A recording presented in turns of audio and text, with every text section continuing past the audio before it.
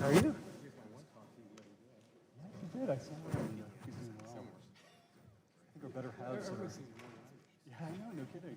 Yeah, those events are great. Hope she's doing well. Good to see you.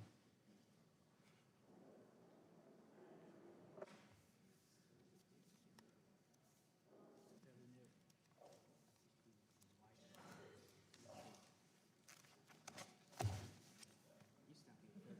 brought the book.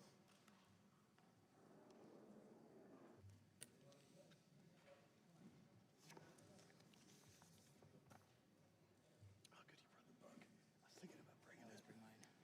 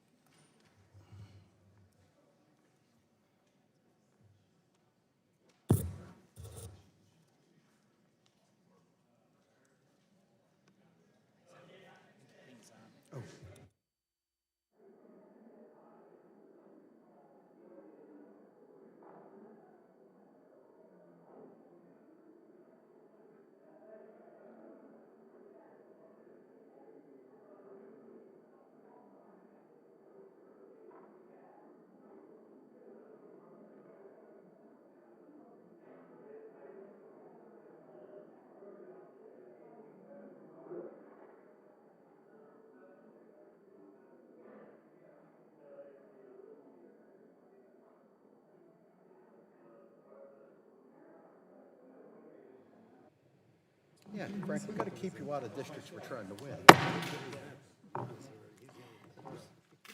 The Subcommittee on Communications and Technology will now come to order. I want to thank our witnesses for being here. We appreciate having you before us today, and I recognize myself for 5 minutes for an opening. And welcome to this hearing on oversight of the Federal Communications Commission. Today's hearing marks the first time in 28 years that the FCC has appeared before this subcommittee, having been reauthorized by Congress. So I'm delighted to welcome the recently reauthorized commission here today. This reauthorization effort reflects bipartisan, bicameral support of the FCC and the important work it carries out each day to enhance public safety, technologies, and alerts, strengthen our national security, increase broadband deployment, and protect consumers while fostering competition and innovation in the communications marketplace. I hope today also demonstrates the importance of being reauthorized as each of the commissioners articulates how that action benefits the organization. I know we can deliver the same bipartisan accomplishment for your colleagues at the NTIA. While the FCC is charged with many important tasks, one of the most critical roles it plays revolves around public safety, from working to ensure that alerting technologies warn the public of impending emergencies to aiding in the restoration of communications networks and services following emergencies. The FCC is responsible for making sure our communication systems are there when Americans are most in need of life-saving information. This work is furthered through the nation's 911 service platform, with this year being the 50th anniversary of the first 911 call. We here in Congress have been actively working with both the FCC and the NTIA to improve the country's 911 systems and facilitate the transition to next-gen 911 services. I'm looking forward to hearing more today about the FCC's work to advance public safety before, during, and after emergencies. The FCC has also worked closely with the subcommittee in our shared goal of promoting broadband access and closing the digital divide. We all agree on the importance of bringing the benefits of broadband to all Americans, and this is especially true in rural America. Ray-Baum's Act included a number of bipartisan provisions from members of this subcommittee and members of the full Energy and Commerce Committee that will help the FCC in removing federal barriers to broadband deployment, increasing the amount of available spectrum, and funding broadband. And just last week, in a hearing on rural broadband, we heard from a variety of stakeholders on the impact of that legislation. I look forward to hearing more today on how the FCC has begun to implement the legislation. I also look forward to hearing the Commission's recommendations on how we can improve connectivity for communities that are in desperate need of improvements to their education and healthcare services. It is this committee's primary role to conduct oversight of all the programs and policies overseen by the FCC, and I remain focused on our key priorities so we can focus the work of this commission. And at this time, I yield the balance of my time to Mr. Lance for an opening statement. Thank you very much, Chairman. This is the most important responsibility we have on this subcommittee, and certainly we believe that it is incredibly important that the Commission, which does such fine work, is responsive to our concerns. I commend all of the commissioners for your work. It has been my honor to work with every member of the Commission. I want to continue to do so in as strong a capacity as possible. And moving forward, we have to make sure that we work in bipartisan cooperation on the issues so important to the American nation. Thank you, Chairman. I yield back the balance of my time. The gentleman yields back. At this time, I recognize the subcommittee's ranking member, Mr. Doyle, for 5 minutes. Thank you, Madam Chair, for holding this very, very long overdue hearing. And thank you to the witnesses for finally, after 9 long months, coming before this committee once again. In the 9 months since our last hearing, the FCC has continued to expand its track record of anti-consumer, anti-small business, anti-innovation policies. It seems that at almost every opportunity, the Commission has chosen corporations over consumers and failed in its duty to uphold the public interest. In December of last year, the Commission voted to eliminate net neutrality protections that are supported by the vast majority of Americans from all sides of the political spectrum. Chairman Pai's comments regarding the quote-unquote chicken littles who were concerned about the repeal should take a look at the public opinion polls that show the vast majority of his own party is opposed to the Commission's action. These rules protected consumers and small businesses, as well as entrepreneurs and innovators. I'm happy to say that the Senate has already passed a resolution restoring these rules, and we hope that we have a vote on our own bipartisan resolution here in the House. The rest of the Commission's agenda has been no better. They have proposed gutting the Lifeline program, which is an essential communications tool for millions of Americans, including veterans and seniors. The Commission has made a series of decisions to encourage consolidation among broadcasters, from eliminating the main studio rule to reinstating the UHF discount, weakening the KidVid rules, and proposing to change the congressionally established national ownership cap. It seems that in each of these actions benefit broadcast corporations, and it leaves the public worse off. The chairman has claimed that he cares about rural broadband deployment, but the Commission, in its zeal not to burden major wireless carriers with reporting where they have wireless service deployed, imposed as part of Mobility Fund 2 a bizarre and onerous challenge process that requires rural providers to hire people to walk through cornfields and backyards trying to prove that communities don't have wireless service. And if those companies can't afford to send people out, the Commission will assume these communities are connected. Now tell me, how does that help the 24 million Americans without access to high-speed broadband?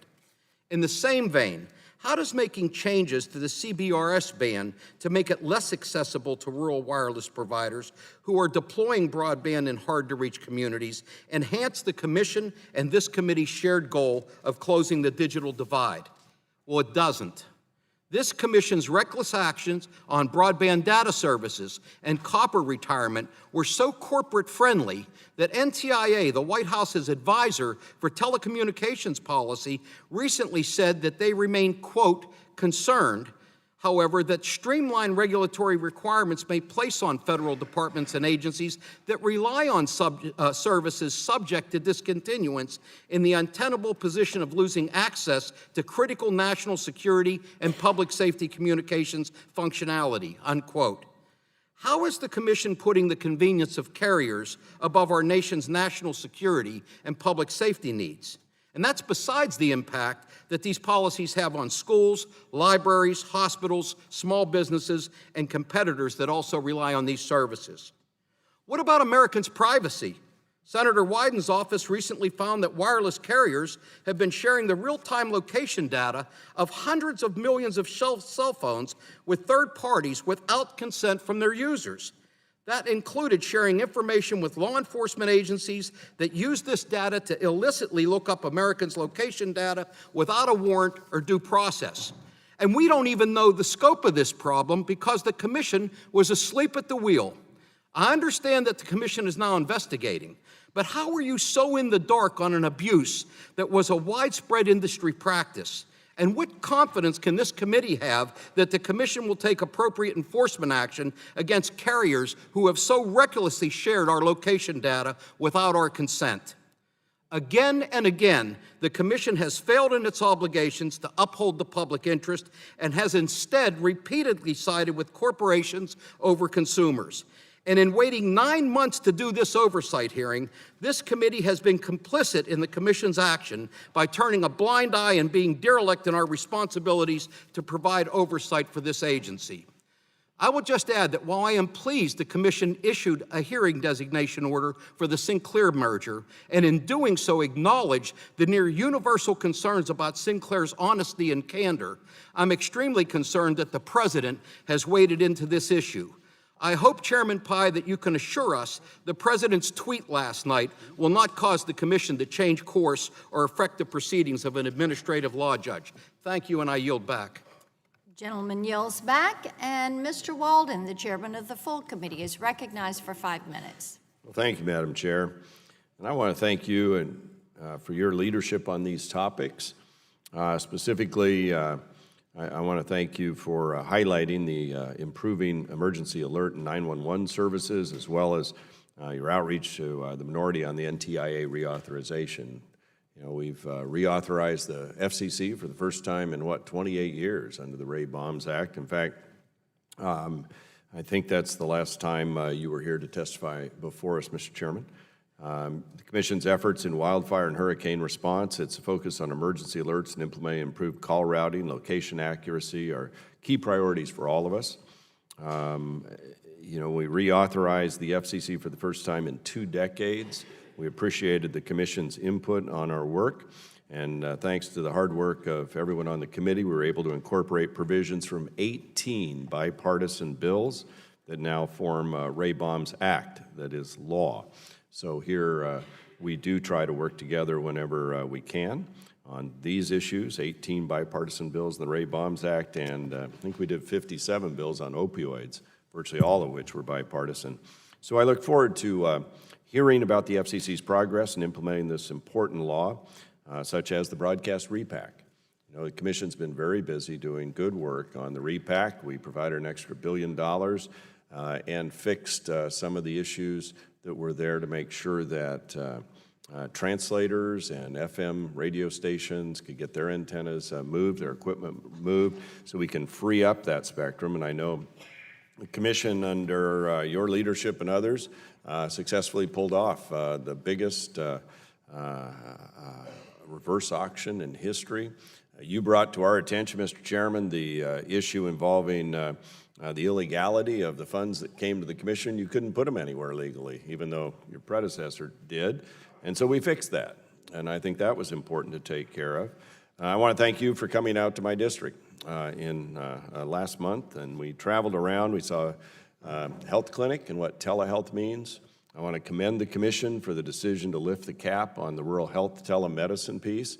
That made a huge and positive difference for our rural clinics when you added $171 million over the $400 million cap. You heard it firsthand when you were out there meeting with the clinic, and I appreciated the discussion we had with the broadcasters, the small ISPs, and I think you got a taste for what the 7th or 8th largest congressional district in the country is, even though we never got out of one county, but we were there all day. And Commissioner O'Reilly and I have recently had conversations about the uphill challenge facing our radio industry, which I have some experience. My colleagues say I have a great voice for radio and a face for it too. They're not very nice people. Radio, as you know, was my original story and my father's as well, and I think it's a really important part of our country's framework and fabric of sharing information and entertainment. That fraternity of voices is sharing the same fate as newspapers, unfortunately, which never gained the benefits of cross-ownership relief under the Commission for some 15 years. Entities captured once again by regulations from another time. We seem trapped in this constant time warp that regulations of the 70s or the 1930s, for that matter, somehow work for the present day or beyond. And some obviously wanted to take us back to a regime of the 1930s. We'll discuss the changing media landscape today as well, another sector that edge providers are disrupting, which is great news. It's yet another example why I put the call out a year ago, and then a few months ago, inviting the CEOs of some of America's greatest innovative technology companies to please come here and share with us before this committee their concerns and recommendations on a wide range of topics. The rhetoric around these issues has become like watching the opening of an old television show waiting to get to the main programming. We sit here and listen to the same old falsehoods that we ripped away privacy and net neutrality protections, while the reality is all we've done is restore a bipartisan equilibrium and regulatory framework that had existed just 3 years ago. little mom and pop startups kind of found their way through a light touch regulatory framework that we would now know those as, Facebook, Google, Netflix, you name it, all grew up in a light touch framework, not with the 1930s way we regulated telephones. In this committee room, we do have the benefit of hearing our critics speak out loud, though unlike other corrosive voices that seek to destroy our daily discourse. As Chairman Pai knows all too well, be fearful if you're a conservative and let your views be known. I'm sorry for what you and your family's gone through. Whether you're on the right or the left, somewhere here we have to get back our humanity where we're not shouting at each other and threatening each other, but instead trying to work out our differences. We do that a lot in this committee, and we will continue to. So with that, Madam Chair, thank you for this hearing, and I yield back the balance of my time. Gentleman yields back. At this time, I recognize the ranking member of the full committee, Mr. Pallone, for 5 minutes. Thank you, Madam Chairman. The Federal Communications Commission is an independent agency created by and accountable to Congress. Congress gave the agency broad powers and a responsibility to protect consumers, advance competition, promote universal service at reasonable rates, and enhance public safety. In other words, to work in the public interest. As the FCC's Oversight Committee, it's our duty to ensure the Commission's actions advance those goals and hold the chairman and commissioners accountable when the agency does not. Unfortunately, the Republican majority of this committee has been unwilling to follow through on its promise to hold quarterly oversight hearings with the FCC. This is the first oversight hearing in 9 months and only the third this Congress. During that time, the Commission has repeatedly acted contrary to its core mission. In a series of partisan votes, the agency dismantled protections for consumers and initiated numerous proceedings designed to benefit big corporations to the detriment of working-class Americans and local communities. By far the most high-profile and controversial decision was the elimination of the FCC's net neutrality rules. Those safeguards protected consumers, protected small businesses, and protected free speech. Chairman Pai ignored the vast majority of the 24 million comments from individuals and businesses supporting net neutrality. It's not surprising that Chairman Pai's order faces massive consumer opposition. Public outrage from startup companies, working families, educators, healthcare professionals, veterans, and so many others at town halls and community centers have driven congressional action. In May, the Republican-controlled Senate passed legislation that would reinstate net neutrality. Ranking Member Doyle is now championing that legislation here in the House, and it's not too late to stand with the American people and restore net neutrality. And I urge Speaker Ryan to bring this legislation up for a vote and stand with the bipartisan members that have signed a petition to force one. Sadly, the FCC's disregard for consumers does not end there.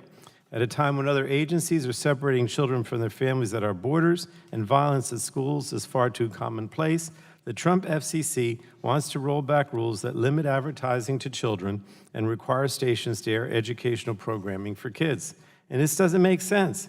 If the agency was serious about focusing on consumers, it would want to help parents searching for quality educational programming and shield children, not make them easier targets for big business. In another example of siding with corporations over consumers, Chairman Pai's changes to the FCC's media ownership protections undermine competition, localism, and diverse viewpoints in favor of corporate consolidation.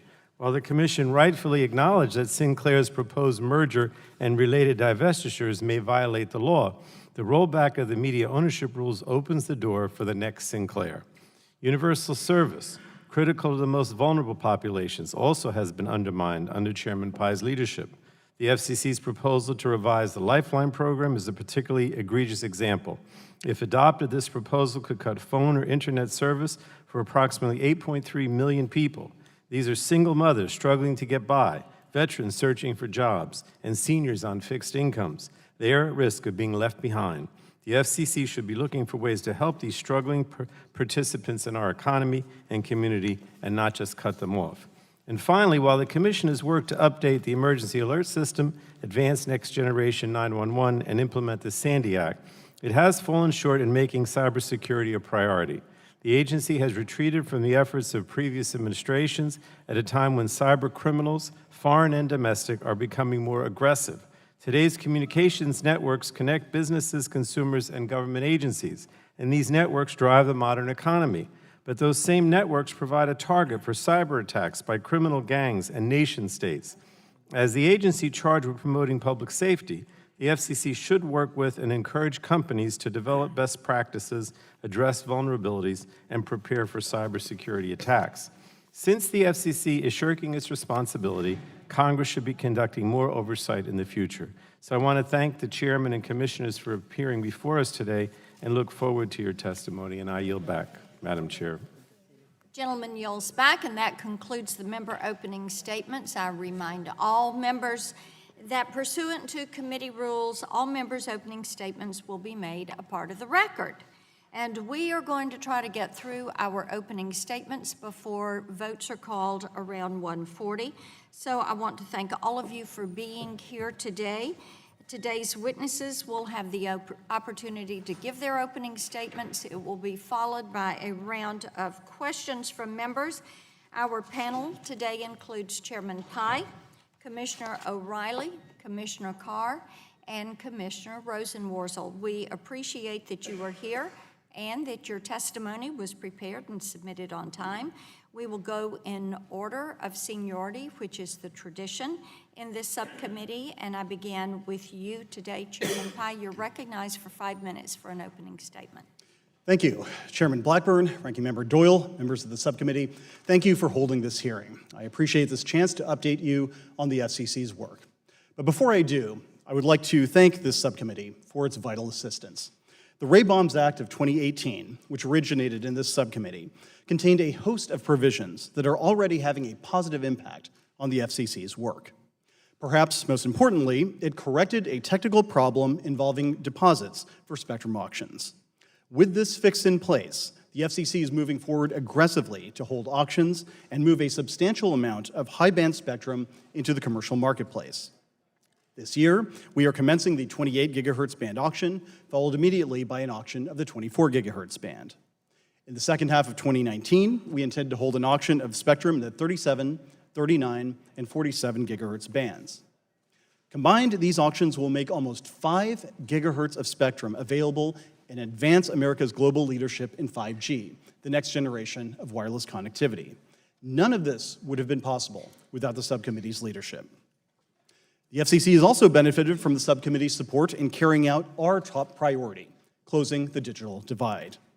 Yesterday, the FCC kicked off its Connect America Fund Phase 2 reverse auction, which will provide up to $2 billion over the next decade to bring fixed broadband to unserved areas across rural America.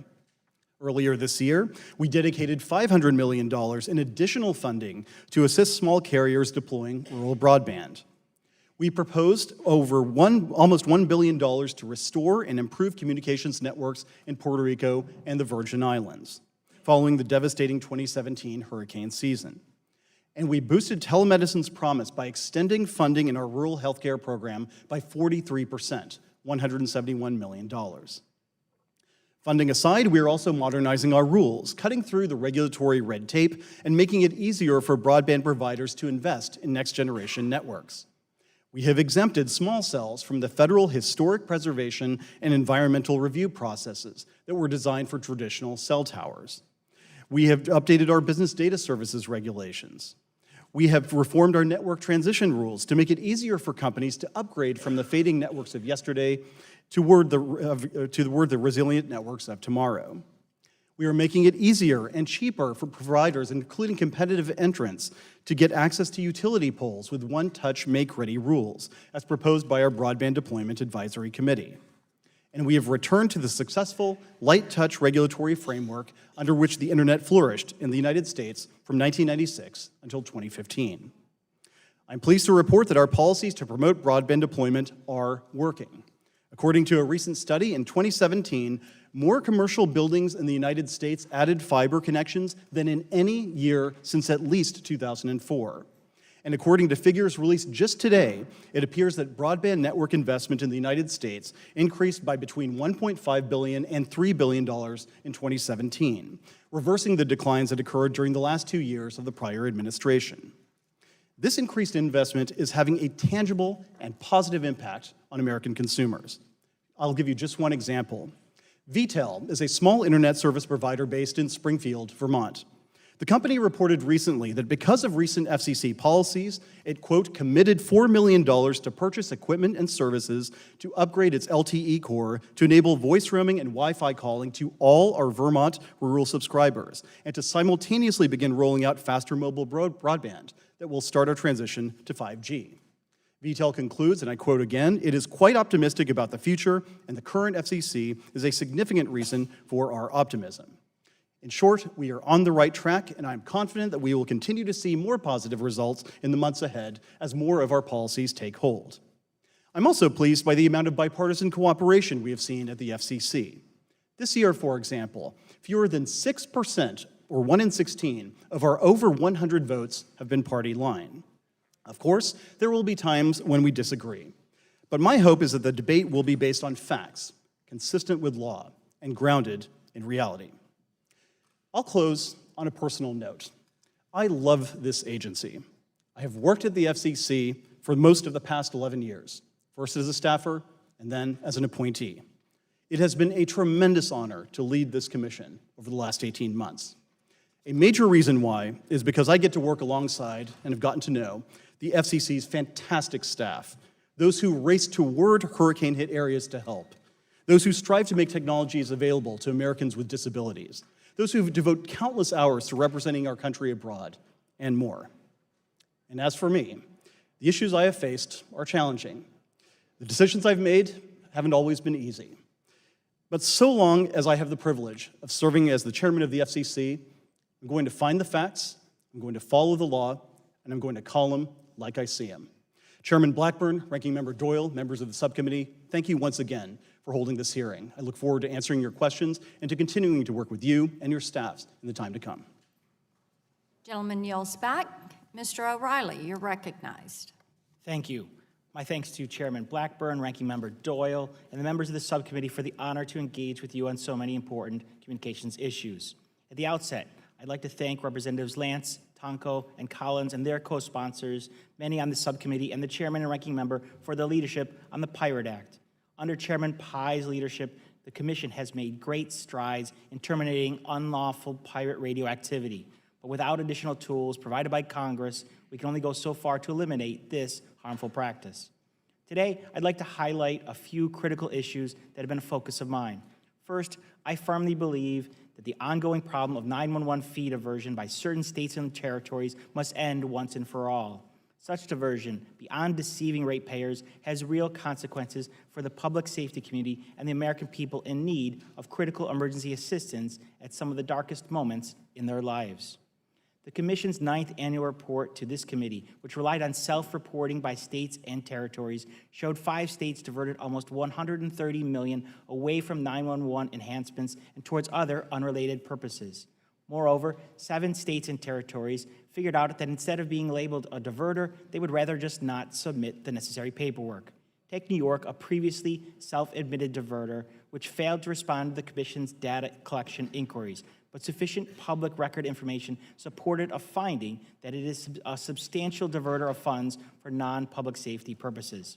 There is some good news to report in that several states and territories have clarified their reported diversion or made commitments to prevent a reoccurrence. These include Illinois, New Mexico, Oklahoma, and Puerto Rico. However, not every state or territory has been a success story. Accordingly, I suggest additional federal action, such as legislation proposed by Representatives Collins, Eshoo, and Lance, is necessary to address recalcitrant states like New York, New Jersey, Rhode Island, and Guam. Identifying and shaming these states has not adequately worked. Second, the Commission is focused on taking every necessary and appropriate step to provide all Americans the opportunity to access broadband services. At the same time, the Commission's efforts should be examined in parallel with programs by other federal agencies. Congress recently allocated, as part of last year's Consolidated Appropriation Act 2018, an additional $600 million for a new broadband pilot program to be administered by the Rural Utilities Service, or RUS, and an additional broadband funding is being considered as part of the Senate and House Farm Bills. While efforts to provide RUS with new federal money are commendable, there is a potential for certain problems to arise. In particular, there is a significant possibility that the RUS programming could be used to subsidize areas that already have broadband or fund providers in competition with those that currently receive FCC subsidies or may have build-out plans that require them to provide service in the future. Additionally, the RUS program could be used to allow providers to serve favored institutions without serving more costly nearby areas. Fundamentally, federal funding should be targeted to addressing the 14 million plus Americans without any broadband today. I would humbly suggest that only the proper direction from the right leadership, such as this subcommittee, can prevent a bad outcome. As Congress concludes the Farm Bill this fall, I hope you will consider additional safeguards, including strict prohibitions on duplication with other existing programs, alignment of speed requirements, and a focus on the truly unserved. Lastly, turning to spectrum policy, the Commission has been hard at work ensuring that sufficient spectrum is available for next-generation wireless services.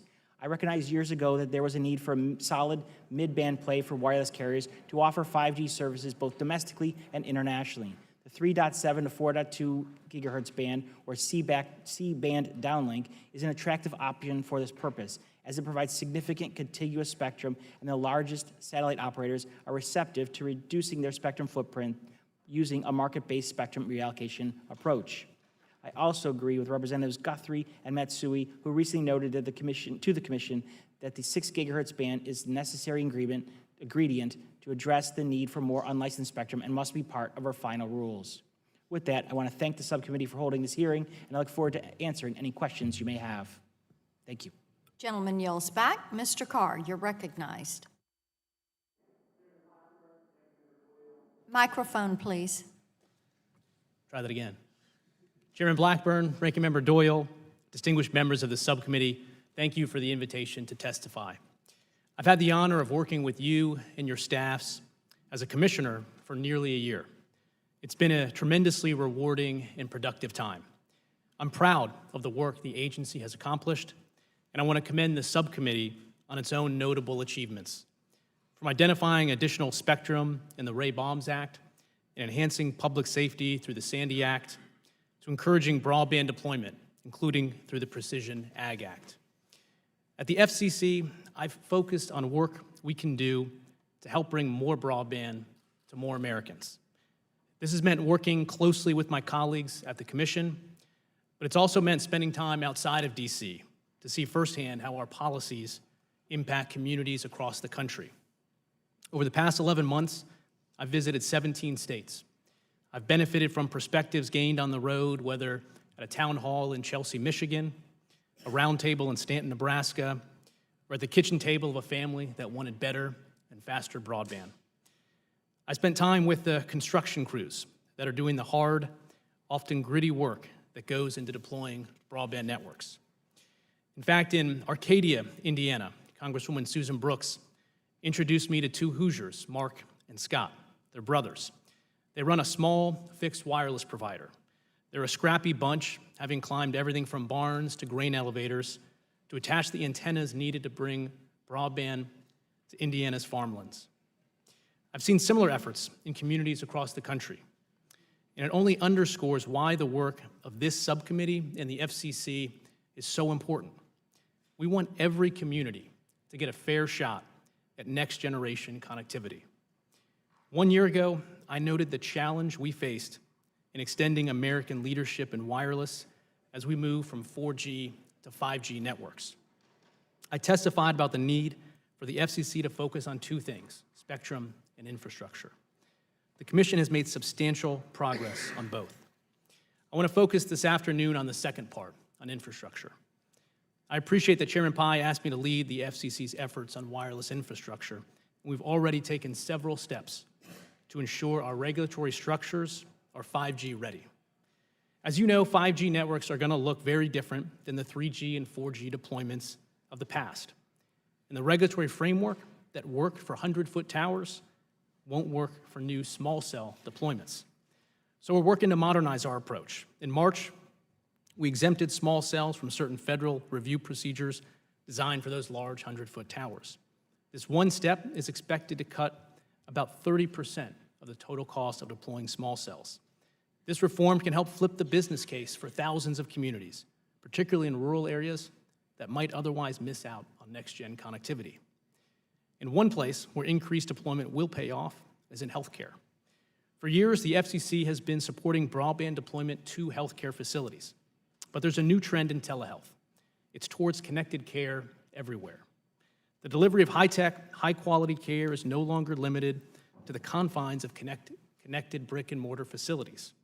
With remote patient monitoring and mobile health applications, we now have the technology to deliver healthcare directly to patients, regardless of where they're located. I saw this 2 weeks ago in the Mississippi Delta, which is ground zero for the country's diabetes epidemic. The Delta is also a place where connected care is already making a difference. It's where I met Miss Annie. She noticed the first signs of diabetes when she woke up one morning with blurred vision. After seeing little progress with traditional care options, she signed up for a remote patient monitoring program. She showed me the iPad and the Bluetooth-enabled blood glucose monitor that she uses to track her care on a daily basis. She can check her blood sugar levels, and an app gives her instant feedback, including the steps she can take that day to stay healthy.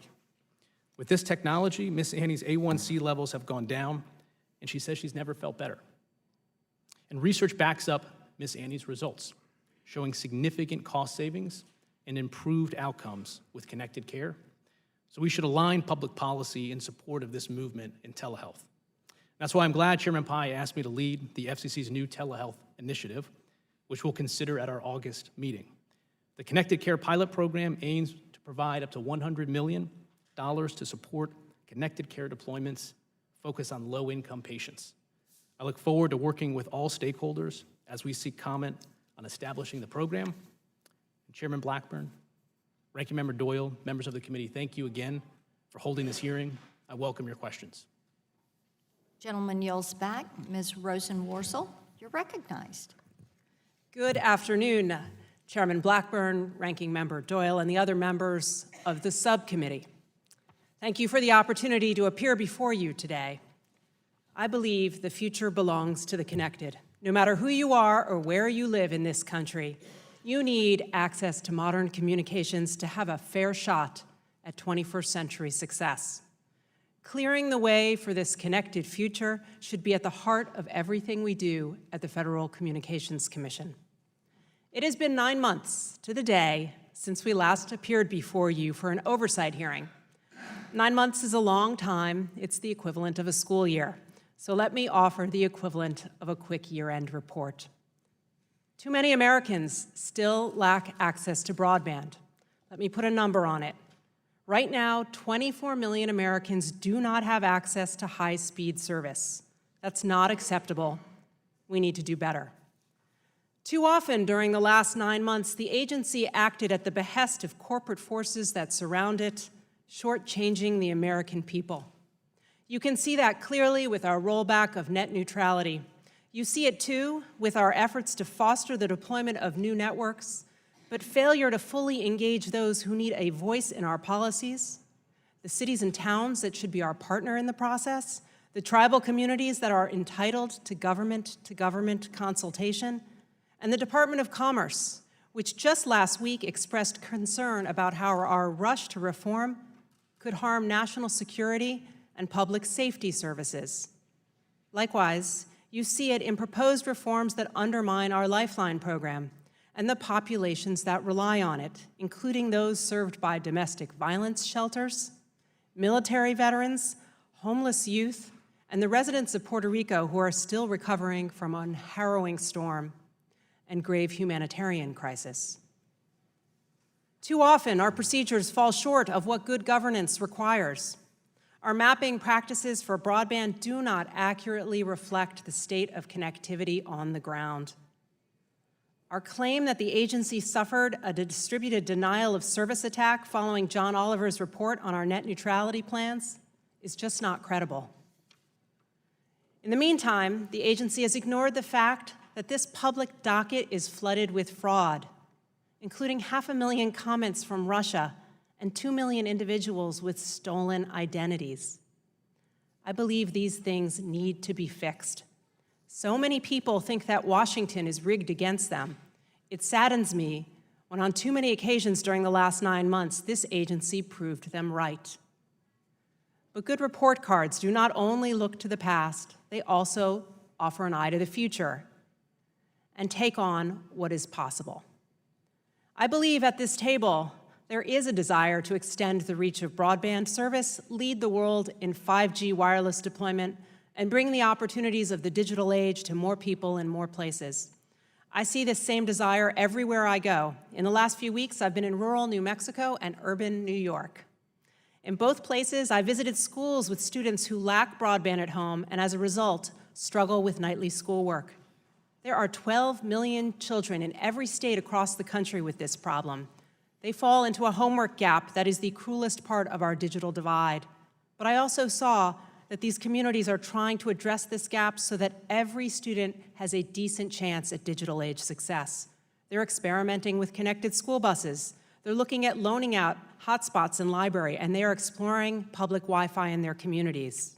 They deserve our support and a plan to address the homework gap so that no child is left offline. I still believe it is within our capability to produce one. Finally, I would be remiss if I did not mention the agency's recent decision regarding Sinclair Broadcasting. When I last appeared before you 9 months ago, I alone expressed concern about how the agency had bent and twisted so many of its media policies to serve the business plans of this one company. This changed last week when the agency adopted an order designating the proposed Sinclair Tribune transaction for hearing. I want to thank my colleagues, and the chairman in particular, for the effort to reach consensus on this matter. Let me close by saying thank you for having me at this hearing, and I look forward to any questions you may have. I thank each of you for your testimony, and we're now going to move into our questions. And I'm going to begin and recognize myself for 5 minutes of questions. And Chairman Pai, I'm going to come to you. Public safety is something that we're focused on in the emergency alerts and our 911 systems. As you know, our Ranking Member Pallone's Sandy Act was included in the Ray Bombs Act, and it's a good, solid bipartisan initiative to help with Wi-Fi resources, bringing those to bear during an emergency. And while the EAS system is typically the primary tool, we saw the resiliency of cellular infrastructure in the aftermath of Hurricane Harvey and the widespread use of the WIA alerts. And how will the addition of opening up Wi-Fi access points in times of emergency, in addition to carrier location information and other inputs, help a device create more precise location information to better enable our first responders to reach those that are in need of that emergency help? Thank you, Chairman Blackburn, for the question, and to you and to Ranking Member Pallone for your leadership on that legislation. One of the most critical elements of information that a first responder needs when a 911 call is placed is, where is the caller? And I think that the addition of more Wi-Fi access points could help introduce even more detailed, granular information about where that caller is. In combination with GPS information and cellular information, Wi-Fi access points can give a more textured view to 911 call centers and help them pinpoint exactly where somebody is to be able to dispatch help quicker. Additionally, I think it's interesting that a lot of companies are thinking very forward, as is this subcommittee. For example, Apple recently announced in iOS 12 that it would incorporate the technology from a small startup called Rapid SOS. And one of my predecessors, Chairman Dennis Patrick, has talked about the fact that this technology could use things like Wi-Fi access points and other information to more accurately and quickly target people who are in a situation of need. And then looking at states and localities using the WIA system, you think this is going to help? Absolutely. I think encourage that? I just, you know, when you think about needing that help that quickly, and responders who are working so diligently to get resources to people, one of the things is we've worked on this issue, and Ms. Brooks has worked on it some too with the Next Gen 911, is making certain that it is more reliable and more widely used. So, yeah. Absolutely. I'll give you one quick example of why that is so. Recently, I visited the DC Office of Communications that handles 911 calls that are coming to the district, and Karima Holmes, the director, told me that every year, the District of Columbia gets approximately 10,000 emergency calls that are more properly routed to Maryland, and vice versa. Maryland gets 10,000 calls that are more properly routed to the district because the caller is very near that border. Imagine ubiquitous Wi-Fi access points that could allow emergency responders to know when they receive that call in the 911 call center, okay, we are getting a call from the district. We don't waste precious seconds trying to figure out exactly which jurisdiction needs to get that call. That could really save lives in a pinch. Yeah.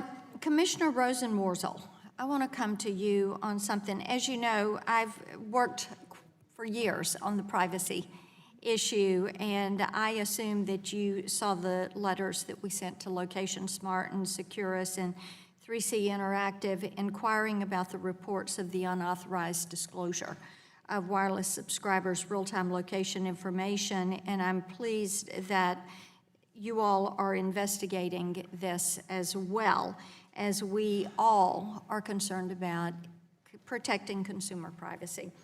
And on this broader topic, last night I received a letter from our friends at the Electronic Privacy Information Center, and to quote from the letter, it says, "It is clear that the FCC has the ability to enact internet privacy rules.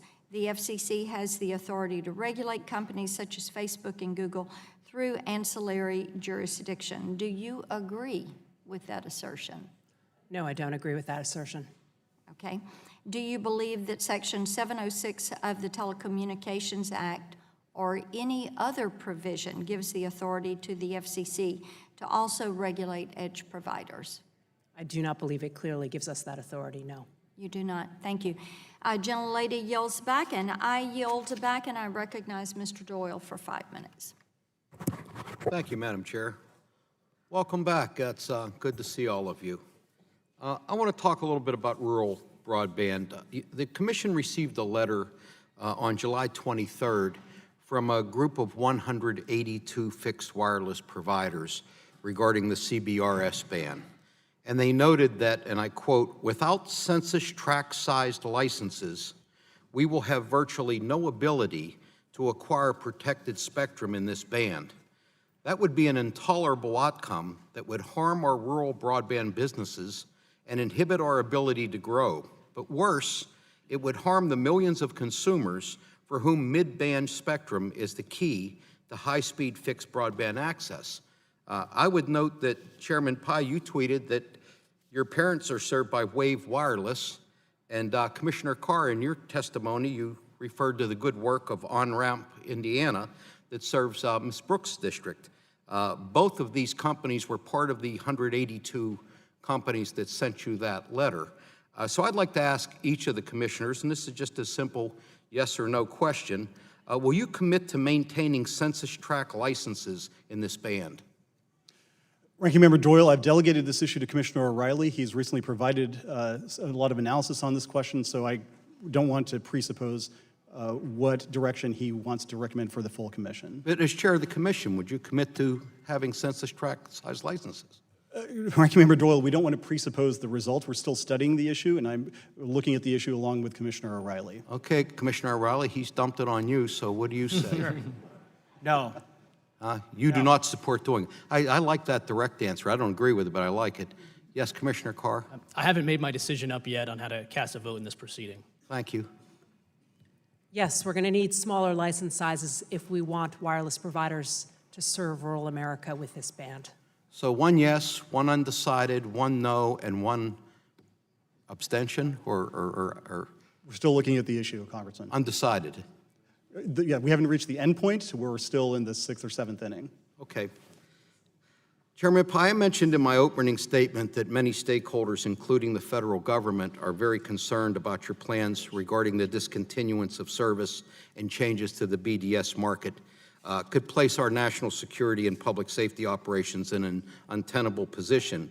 Are you concerned that in addition to the potential loss of service that some BDS customers are telling us that they've had their bills increased by 175%. I'm kind of concerned that it's not only putting the carrier's interest over the public's, but it's endangering our public safety, our national security, and leading to huge rate increases for people to have this service. How do you respond to that? What's that? Sorry, Congressman. Sorry, I was thrown off there for a That second. was a strange, is that a phone ring? It is I'm sorry, Mr. Mr. Olson trying to play with new technology in the Communications and Technology Committee. Guilty as The charged. gentleman apologizes, it is accepted, and Mr. Doyle, you're reclaiming your time. Thank you, Madam Chair. Thank you. Would you address some of the concerns that we're hearing about the BDS market? Sure, and I will try to address those in turn. So with respect to NTIA, we certainly welcome the submission. That's part of the reason why we have an open notice and comment process to take public input. If you look at the overall tenor of the NTIA letter, it's quite supportive of our approach. Nonetheless, we do want to take those concerns into account. Secondly, with respect to BDS overall, the price increases you described are precisely the reason why it was important to us in the BDS order last year to preserve FCC authority under Section 201 and 202, as well as the ability of private companies to complain directly to the FCC under Section 208. We will adjudicate any complaints we get about price discrimination that might be in violation of our rules. Thirdly, if you look at the overall gist of our BDS approach, the notion is that price regulation deters fiber deployment, and it does that for two different reasons. Number one, if you're a owner of that infrastructure and there's heavy price regulation, you would have less of incentive to build out additional infrastructure. Why would you? It's price regulated. Similarly, if you're a competitive entrant relying on that infrastructure, you'd be less likely to build out infrastructure of your own. Why would you? The FCC has put a finger on the scale in terms of price regulation. Our goal is to preserve that ability of competitive entrants to complain to the FCC about unreasonable charges, while also promoting an incentive to get more fiber out. And the results speak for themselves. If you looked at my opening statement, for the first time, over 50% of mid and large-sized commercial buildings in the United States are connected with fiber. We want every one of those buildings to be connected with fiber. And we think that this light-touch, market-based approach that started with Chairman Kennard back in the late 1990s is the right way to go. Let me ask you one last question, Chairman Pai. You're aware of Senator Wyden's letter to the FCC regarding the real-time location data and the company Securus Technologies. Yes. And on May 18th, Senator Wyden called on you to recuse yourself from the investigation based on your past work representing Securus. Have you recused yourself? I have not, in consultation with the Office of General Counsel. And that was my next question. Did you get an opinion from the FCC Ethics Office as to whether or not you should recuse yourself? Yes, I did. Okay, thank you. Time has expired. Mr. Walden, you're recognized for 5 minutes. Thank you, Madam Chair. And I appreciate, again, commissioners being here. And I believe we've sent a letter as well to the companies regarding the same issue. Obviously, we all care about privacy and about data location issues, something we've been pursuing for some time. Chairman Pai, let's switch to the C-band. It's our understanding that National Public Radio, commercial broadcasters, and cable companies depend on it for content distribution to about 100 million households. That's obviously a lot of people in every state, probably every congressional district. But one of the challenges to ensure non-interference with C-band downlinks is to know the exact location of hundreds and potentially thousands of unregistered receive-only Earth stations. What's the Commission doing to identify the location of these Earth stations and ensure they're protected from potential harmful interference? And what steps is the Commission taking to balance these two goals of ensuring we win the race to 5G, which requires more mid-band spectrum, and the protection of the downlink the broadcasters and cable companies depend upon? Thank you for the question, Chairman Walden, and I think you've put your finger on the two goals that we need to pair in this proceeding. And we've tried to address the concern you have identified about the need to figure out where these stations are in a few different ways. For example, we've reduced the fees that are required to file some of these reports. Additionally, we've extended the time frame by 90 days, and so I believe October 17th now is when the deadline is for reporting. In addition to that, we recognize that some of these entities are smaller. They might not have the resources to compile a full study that is required traditionally under FCC rules, and so it's important to me to streamline that process to allow them to get as much information as they can into the record. At the end of the day, we are confident that steps like these will enable us to get a robust level of participation from those entities and enable us thereafter to make a fully informed decision about the appropriate disposition of the C-band. All right, thank you. As you've heard from many members on both sides of the aisle up here, we need to do more as a country to connect each other. with high-speed data and broadband connections. So what can you tell us, Chairman, about the work the FCC is doing today to close this digital divide? What should we look forward to going forward? And what do you need from us? Chairman Walden, I appreciate the question. We are doing a lot, and I don't want to use the remainder of your time, but what I will say is with the two critical tools in the toolbox that we have, that is modernization of our regulations and the wiser distribution of universal service funding, we are making major steps towards closing the digital divide. I mean, the $2 billion fixed broadband program that just started yesterday, the reverse auction for Connect America Fund Phase 2, the $4.5 billion Mobility Fund Phase 2 that will start next year. And some of the initiatives that may appear smaller, but I can tell you when I'm on the ground in places like Pendleton, Oregon, and Oldsmar, Florida, and McClure, Ohio, they're not small. Telemedicine. This is one of the things that American people just understand, especially in rural communities where it's hard to attract a specialist, like my parents, who formerly were customers of Wave Wireless. It's very difficult in some cases to get specialists. The only way that some of these folks in rural communities will get adequate health care is through telemedicine. And you saw the response for yourself, as did I, at Marisol Health Clinic in Oregon, when they heard the news that we are proposing to increase by 43% the budget for the rural health care program. I mean, if you remember, they broke out into applause because they recognized that this is a lifeline, quite literally, for some of these communities. And Pendleton and Hermiston are big cities in your district. There are a lot of smaller towns that will never see a specialist. And I'm really proud of the steps we've taken on the funding side to close the digital divide. In terms of modernization, too, we've done a lot to promote more infrastructure in rural areas, making it easier to build the towers, for example, in rural areas, or lay fiber in cases where there might not be a business case for deployment. And I think often about some of the visits I've had, including your district. I popped into Baker City, Oregon, where GeoNet told me that some of the steps we are taking in terms of making it easier to gain access to poles or get more spectrum, those are the tools that are necessary for the smaller companies in particular, the ones that don't make the headlines, that nobody knows about. Those are the things that will help them close the digital divide. And 5G, as it rolls out, what do we need to be doing there? I think for us, at least, spectrum and infrastructure are the critical inputs. With respect to spectrum, I outlined some of the steps we are taking to move very quickly, and having just come from a couple of conferences where I can tell you that my counterparts abroad are both envious and interested about how quickly we're moving on 5G. The United States is in the lead in terms of spectrum leadership. As far as infrastructure goes, Commissioner Carr has done an able job in leading our wireless infrastructure efforts. We need to think nimbly and progressively about how to modernize our regulations. The world of a few very sparsely populated cell towers is fading away. The era of the small cell, hundreds of thousands of small cells being deployed, is almost here. And so our regulatory approach needs to be as nimble as the industry that we're seeking to regulate. My time's expired, Madam Chair. Thank you for having this hearing. And to all the commissioners, thank you for your participation in council. Gentleman yields back. For everyone's awareness, votes have been called. Mr. Pallone is going to ask his questions. Then I will move to recess the subcommittee until we return from votes. Mr. Pallone, you're recognized for 5 minutes. Thank you, Madam Chairman. Chairman Pai, I was glad to see the commission vote to send the Sinclair Tribune transaction to an administrative law judge for review despite the wishes of the president. And I've long had serious concerns about this merger, including the sham agreements Sinclair used to try and hide the scope of this transaction. That's why Ranking Member Doyle and I wrote to the GAO 2 weeks ago, asking them to review how these sham agreements affect localism, diversity, and competition. However, last night, President Trump tweeted, and I quote, "So sad and unfair that the FCC wouldn't approve the Sinclair broadcast merger with Tribune. This would have been a great and much-needed conservative voice for and of the people.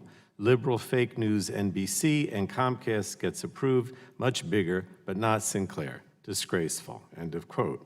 And the only thing that I find disgraceful is that the president is still trying to undermine the integrity of dedicated journalists while blatantly trying to enrich his friends and amplify his message at the expense of local news across the country.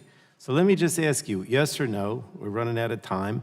If I can ask each of the panel, do you agree with the president's tweet, yes or no? We'll start with the chairman. Congressman, I stand by our decision. Okay. Congressman, that issue's been referred. I have to not answer that question. You don't want to answer, okay. Mr. Carr? Congressman, thank you. I think the hearing designation order lays out the facts and the law as applied in our view. All right, and Commissioner Rosenberg? I do not agree with that All right. Now, let me ask these questions of Chairman Pai. I know we only have 3 minutes or so. Given the president's politicization of the Sinclair merger, will you commit to ensuring that a comprehensive and thorough review is conducted by the ALJ, insulated from the president or anyone purporting to speak on his behalf? Yes or no? Congressman, we've already issued the hearing designation order, and my understanding is that it is now within the purview of the administrative law judge under our rules. But, I mean, you're going to ensure that a comprehensive and thorough review is conducted by ALJ? Consistent with the HDO, those are the issues that have been referred to the ALJ, yes. Okay. If the president or anyone in the White House discusses or has discussed the Sinclair Tribune merger with you or anyone at the FCC, will you commit to disclosing that in the public docket, yes or no?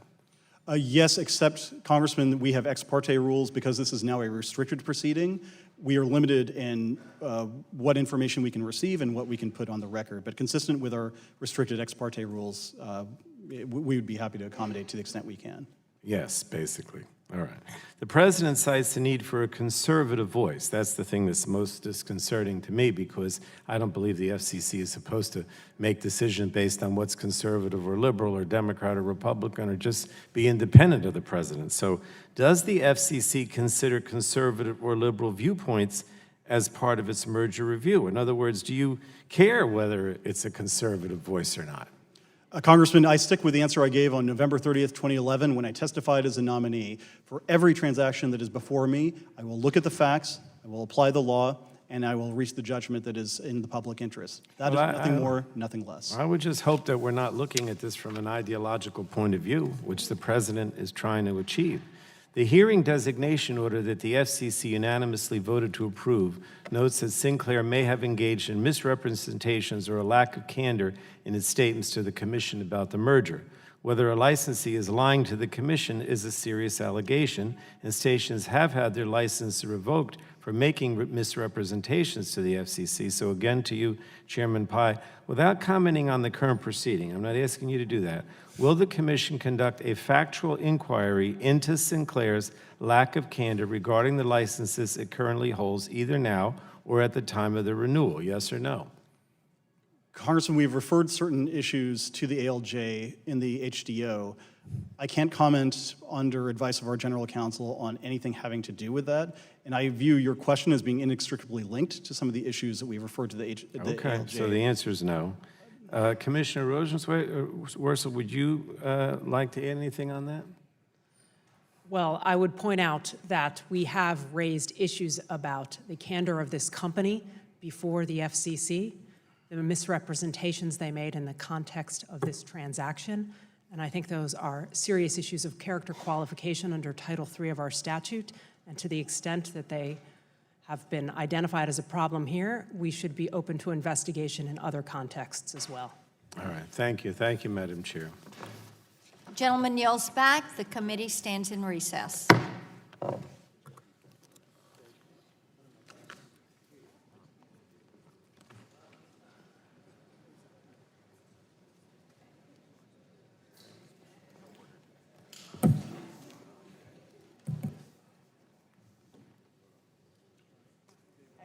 Yes, good to see you. How are you? Happened to be here in council. You're up there. Jay Chapman, radio station. How are you? Yeah, we're good, right? Yeah, it's good to see you. I gotta say, I just. Thank you. You're beating me. I'm sorry it took so long.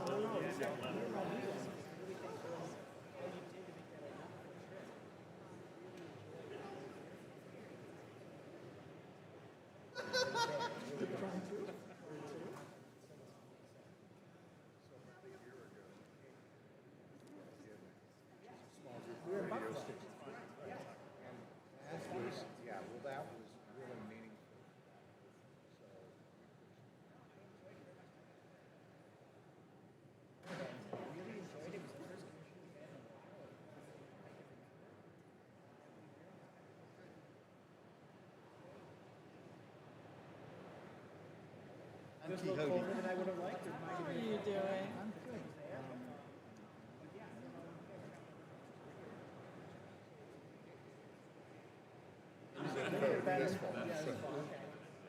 I still don't know. If invited, my schedule allows in the future at some point. smaller than the whole thing. How you doing? Very good. I'm having a great time. I'm always so stunned when I see you in a suit. Do we just two votes, one vote? That's what we're getting. Yeah. Step by step. It's still the case that interest rates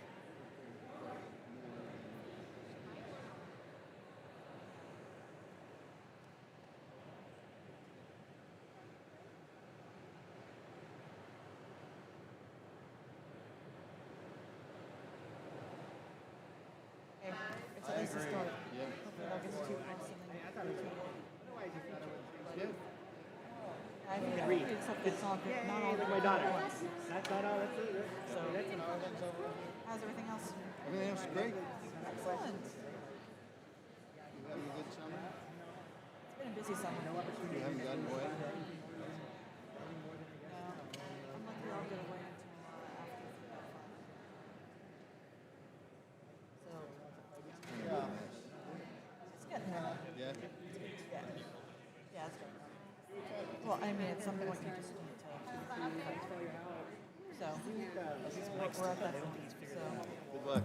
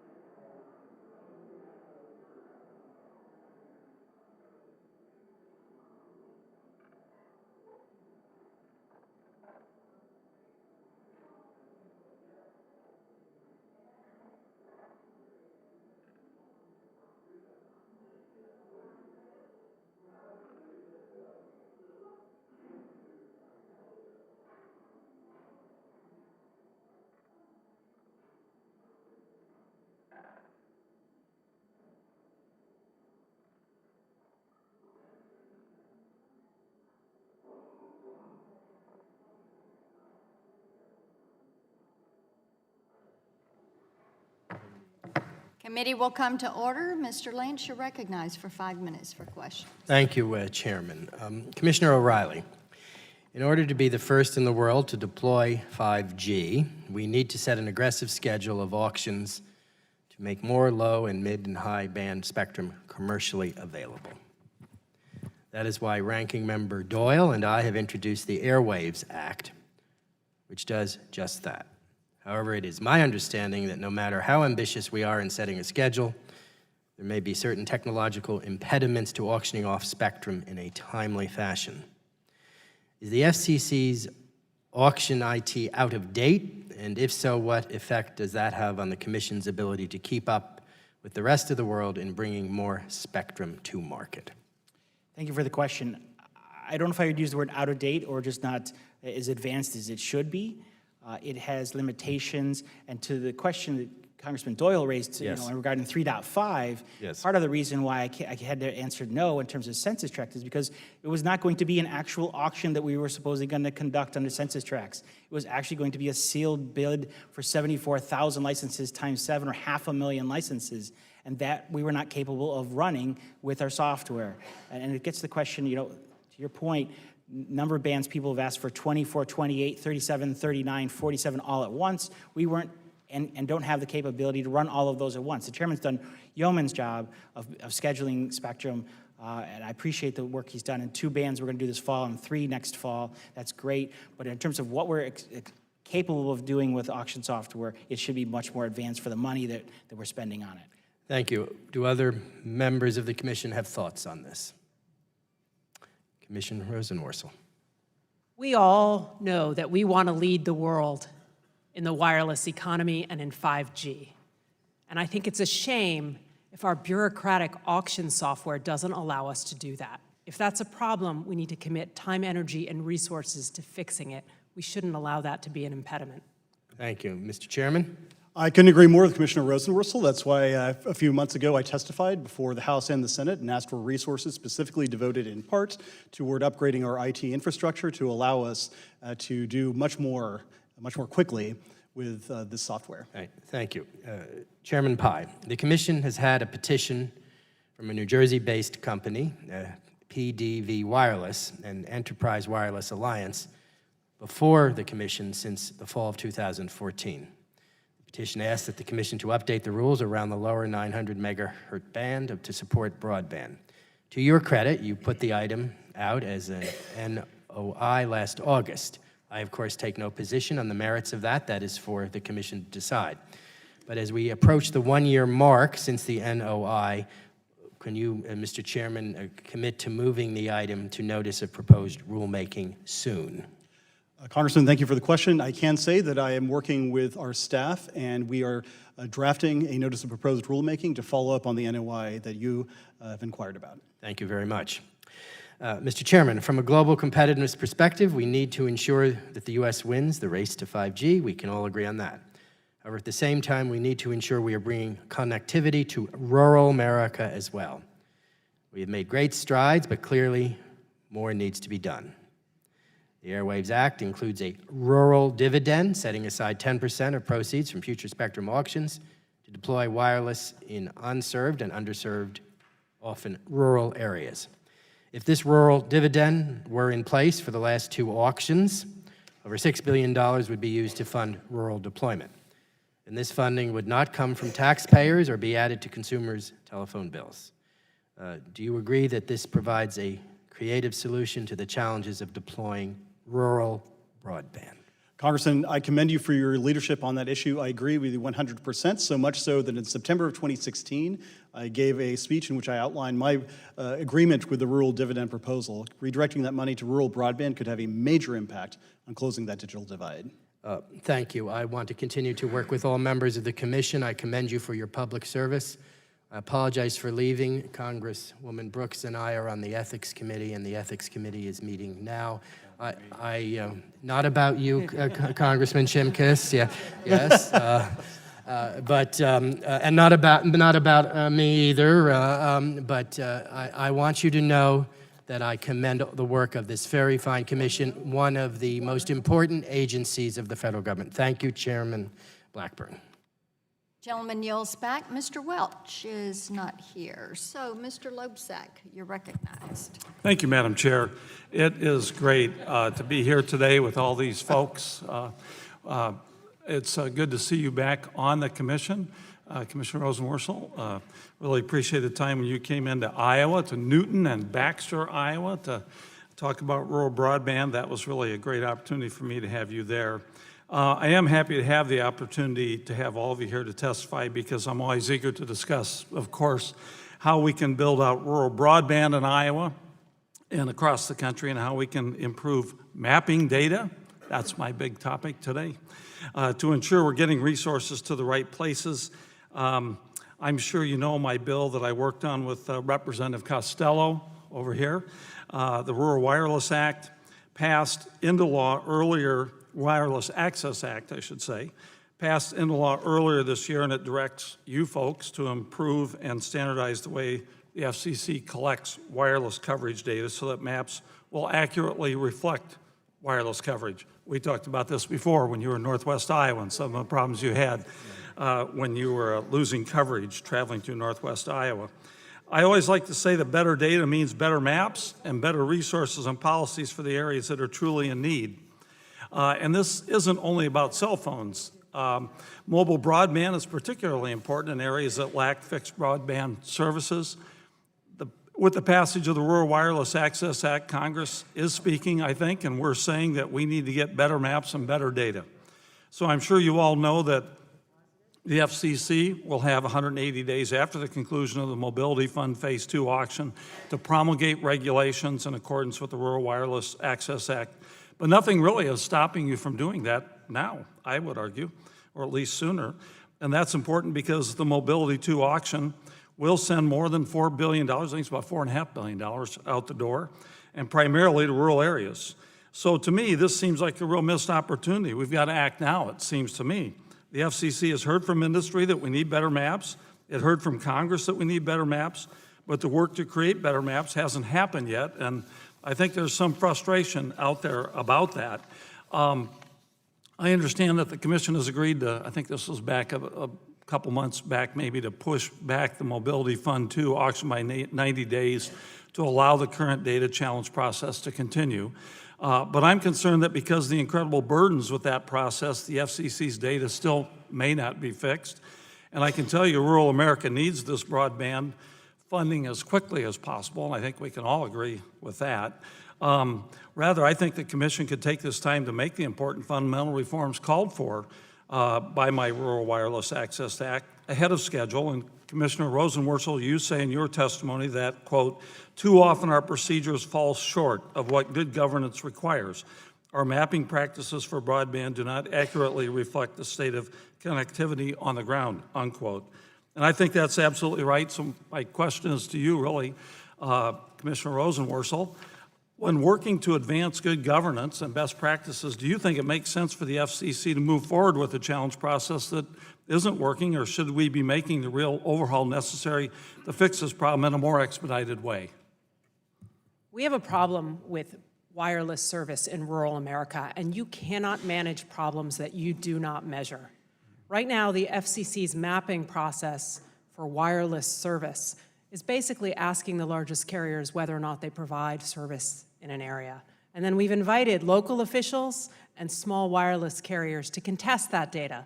But the process of contesting that data is cumbersome, it's difficult, it's long. It entails setting up an account, downloading 50 pages of information, getting multiple handsets, walking around in cornfields and elsewhere every half a kilometer and taking down information about signal strength and latency, then uploading that with a certification of an engineer and returning it to the FCC for our assessment.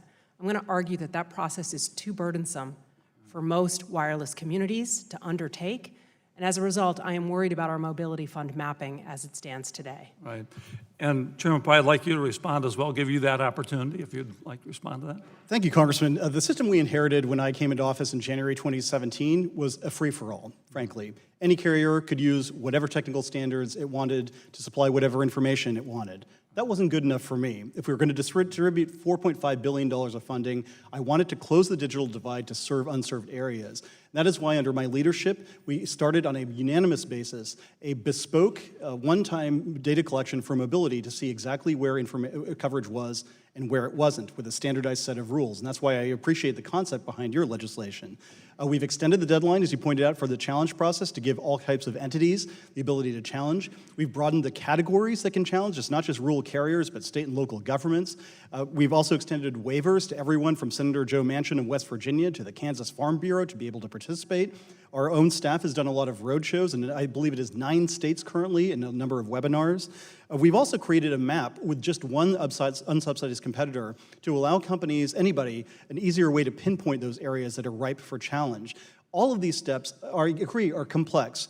Nonetheless, something is better than nothing, and if nothing is what we started with. We're making progress slowly but surely, and I'm confident when we hold that mobility fund auction, folks in Wooten, folks in my home state, everyone will be able to get coverage ultimately because we did the very hard and dirty work collecting this data as best we could. Well, thanks to all of you, and we'll be staying in touch, I can promise. Thanks very much. Thank you. Thank you, Madam Chair.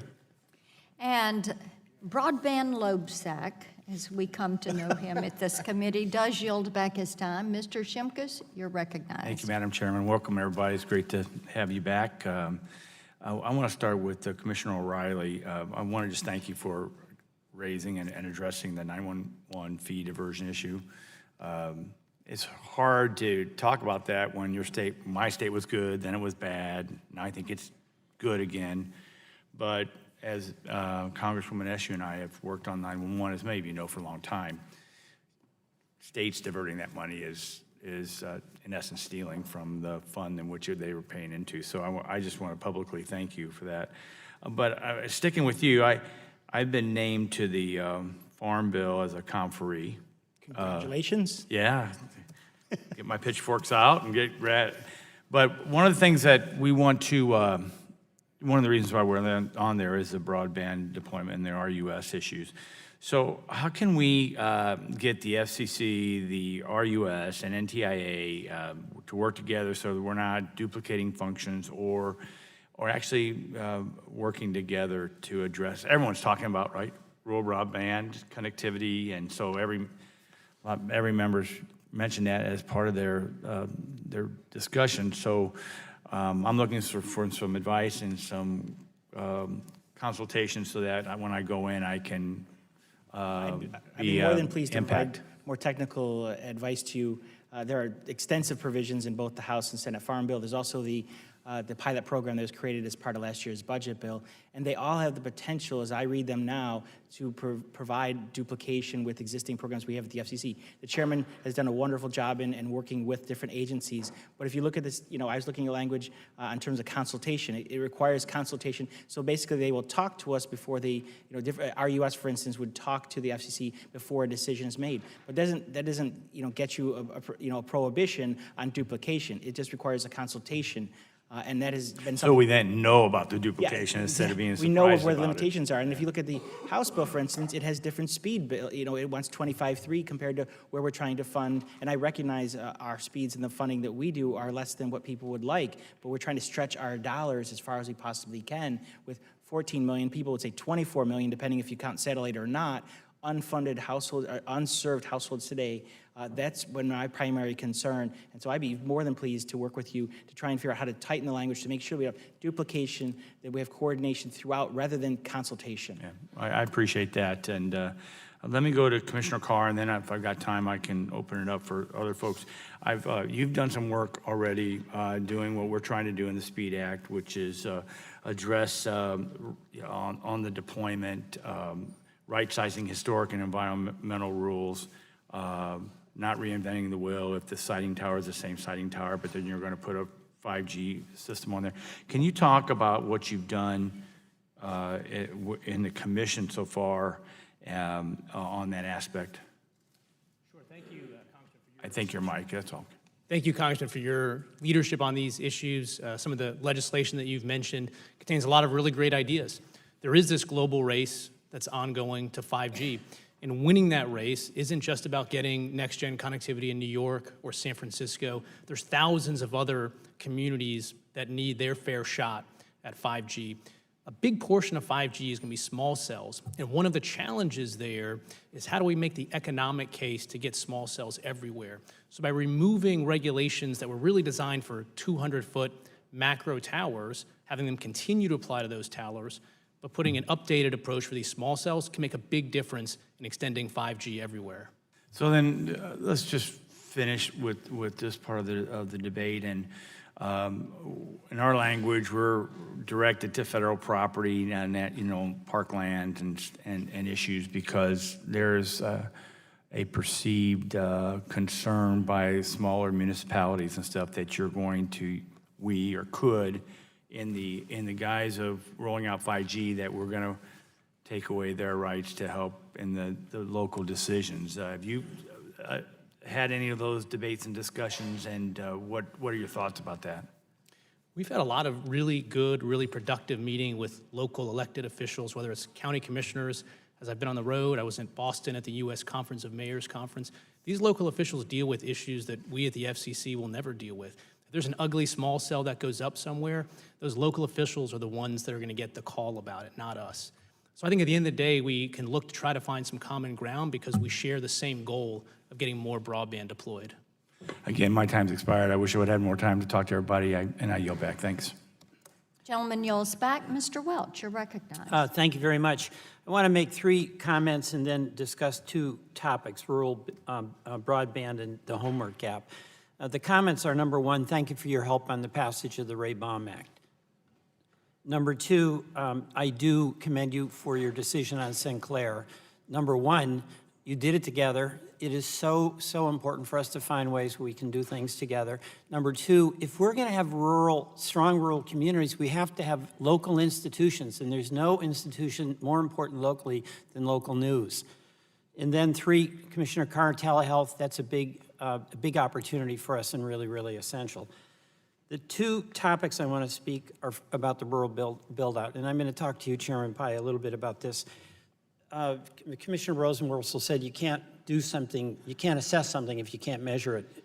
You can't challenge rural broadband or make it universal unless we acknowledge that there's a real problem.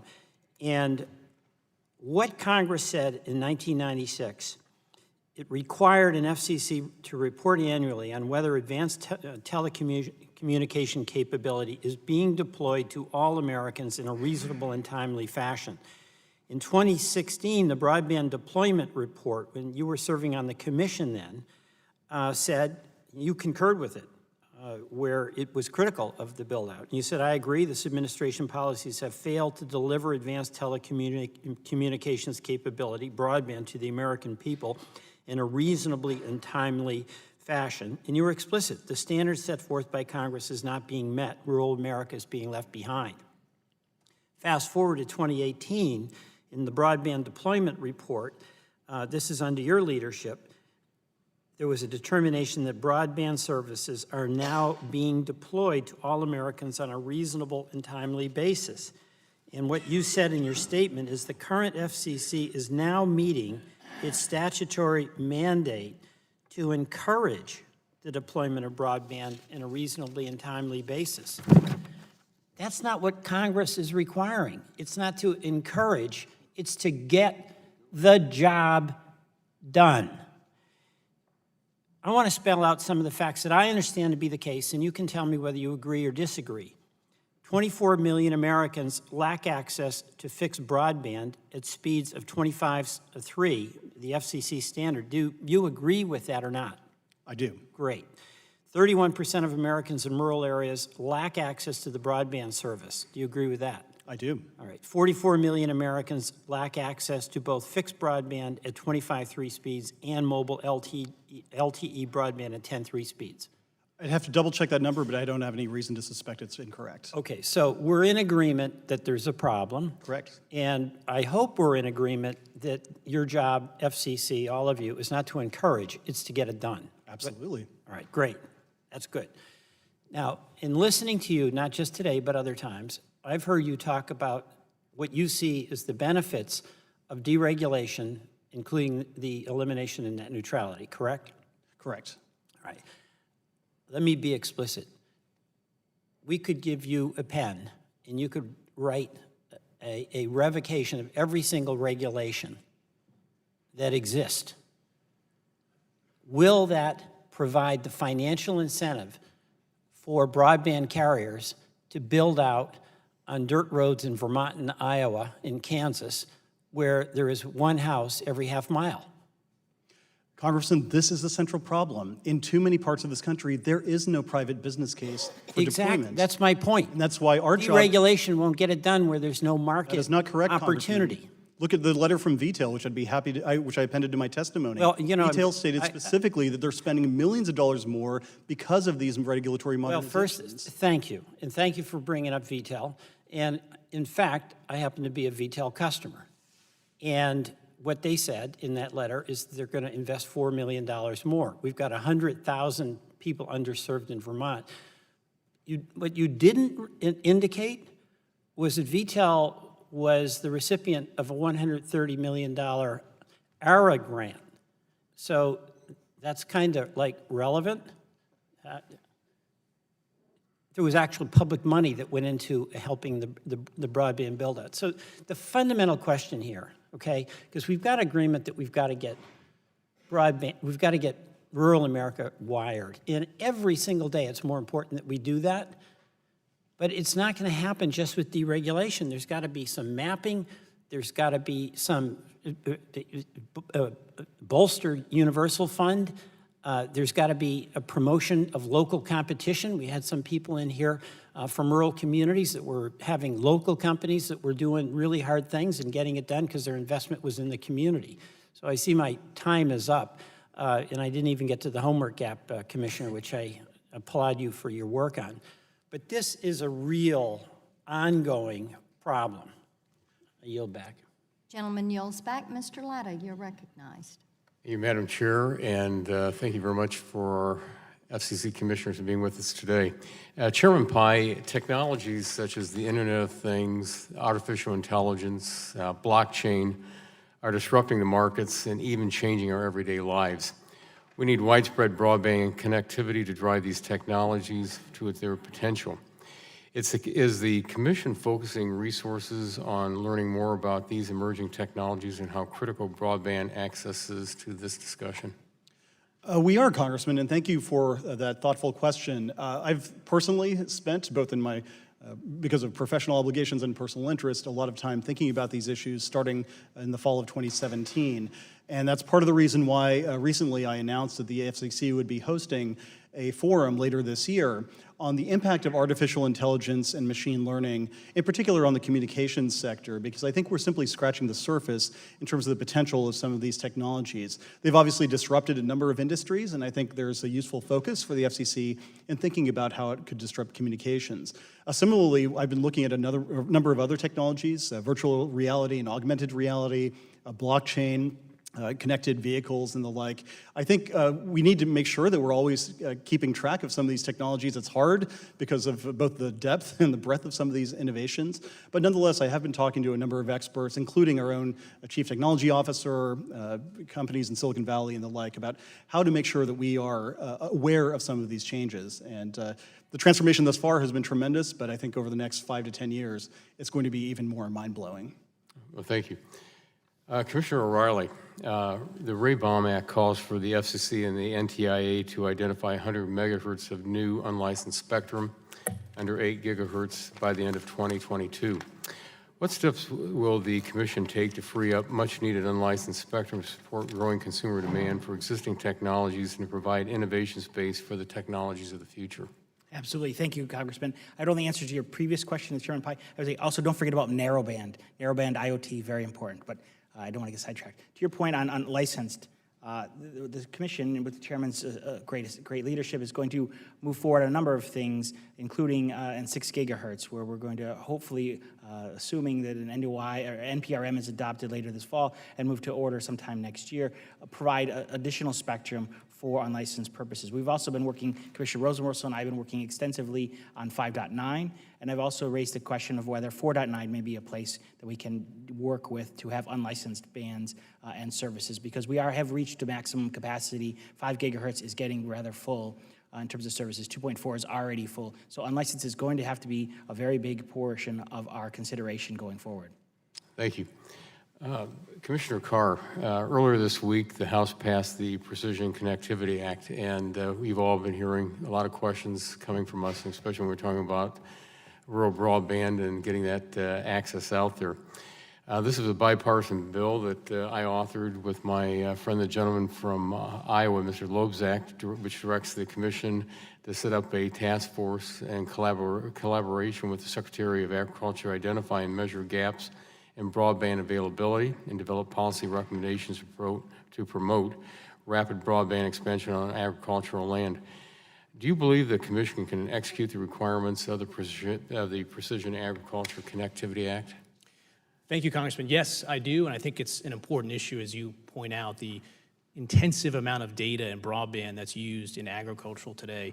It's quite mind-blowing. When you get outside of D.C., I was in Moline, Michigan, and you see the high bandwidth uses from connected combines to drones that are taking detailed images down to the tiny dots of a leaf on a crop. We need to find ways to get high-speed broadband for farmers and ranchers. I think this bill is one way that's going to do it. Well, let me follow up with that. To what degree will it require a combination of the technologies on the wireline and wireless to meet that broadband challenge for the precision agriculture? Ultimately, it's going to require a mix of technologies. Fiber is going to work in some places, fixed wireless in other places. We're seeing a new generation of satellite technologies that can also help. So we're going to have a lot of different technologies that are making that last mile work. Okay, well, thank you very much. Madam Chair, I yield back the balance of my time. Gentleman yields back. Ms. Dingle, you're recognized. Thank you, Madam Chair. Thank you, all of you, for being here this afternoon. Chairman Pai, I want to begin with you and ask about your response or lack thereof to a letter that Mr. McNary and myself sent regarding the DDoS attack that crashed the FCC's website during the net neutrality comment period, or what you told us had crashed it. Last year, during a hearing that we were having, you indicated that you'd follow up with the committee to provide information on what had actually happened. Then in another hearing in October, you said, and this is directly from the transcript, you had provided a detailed response to the committee, and I would be happy to provide that to you with some of the particulars in that regard. The committee has never received it. We have not received it. And then you responded to a question for the record by saying you couldn't release the information to the committee. We've learned some information now, since then, we've learned some information from the press about this, but we still have a lot more questions than answers and are still waiting for a response. Would you agree, Chairman Pai, that there's something wrong when members of the committee tasked with oversight of the FCC learn about issues from the press when we've been asking about them for more than a year? Thank you for the question, Congresswoman. In consultation with the Office of General Counsel, following that particular hearing that you referenced, the General Counsel opined that we require a letter from the committee in order to share certain information because of some of the sensitivity of that information. Should the committee issue such a letter, again, we would be happy to accommodate. Additionally, I want you to know that we have been working with both the General Accountability Office, of course, Congress's investigative arm, as well as the Office of Inspector General at the FCC on these issues. And that has been ongoing for a number of different months. And so the fact that you might not have heard a lot of news from the FCC does not mean we have been working with these independent bodies to investigate these particular issues. Well, I think this committee would think that we should have some information on this, and so you are saying from the subcommittee chair, the full committee, who do you need to receive that letter from since you haven't been asked enough by enough of us? My understanding from the General Counsel is that the committee, Who's your definition of committee? Does that mean Mr. Walden and Mr. Pallone need to send you a letter? I believe that is correct. Okay, Madam Chair, can we talk to the full chair about that? Thank you. All right, so then I would like to continue. Since there's already some public information about the attack, will you commit to finally following up with the committee if we get this letter to provide us with reports, requests, memoranda, service logs related to the DDoS attack, the FCC's protocol for documenting it, and what steps you're taking to mitigate events like this going forward? Congressman, what I can tell you is that, again, we have been working cooperatively with the Office of Inspector General. The Inspector General has done a fantastic job investigating this issue, and I don't want to speak for him, but what I can say is that I would expect him to issue more information on this in the very near future. Hopefully to the committee that has jurisdiction. Chairman Pai, let me also ask you about a letter that you were sent asking for an investigation into whether companies improperly sold TV viewer data to Cambridge Analytica.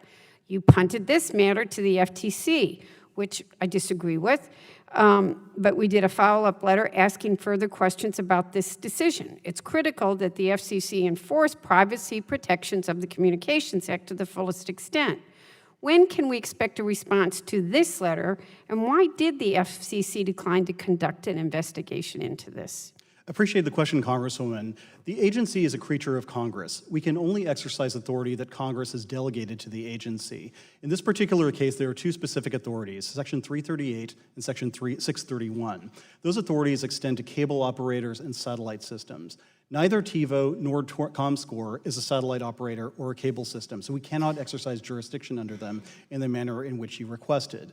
Additionally, to the extent that you were asking about the company Dish and its provision of aggregate data, that is a specific exception from the statutory authority that does not allow us to exercise jurisdiction. And so it wasn't simply a punt, but a recognition of reality under the current law that the Federal Trade Commission can be and is expressly authorized under Section 5 of the FTC Act and other authorities to investigate this particular matter. And that's why we referred it to them. They are the primary privacy cop on the beat, and we want them to be able to look at this issue consistent with your request. I'm out of time, so I can't keep asking. I had more. Thank you. I yield back. Gentlelady yields back. Mr. Guthrie, you're recognized. Thank you. Commissioner Carr, first I want to talk to you.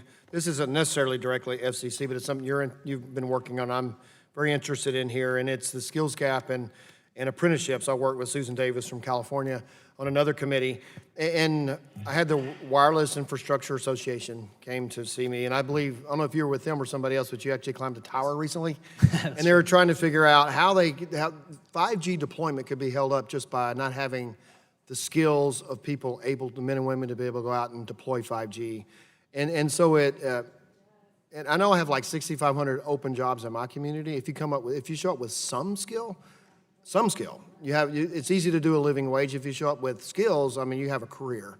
And so I know that's an interest of you in terms of this area. Could you talk about things that you've worked in this area, what the skills gap is, and some things you think we should be able to do to help close that?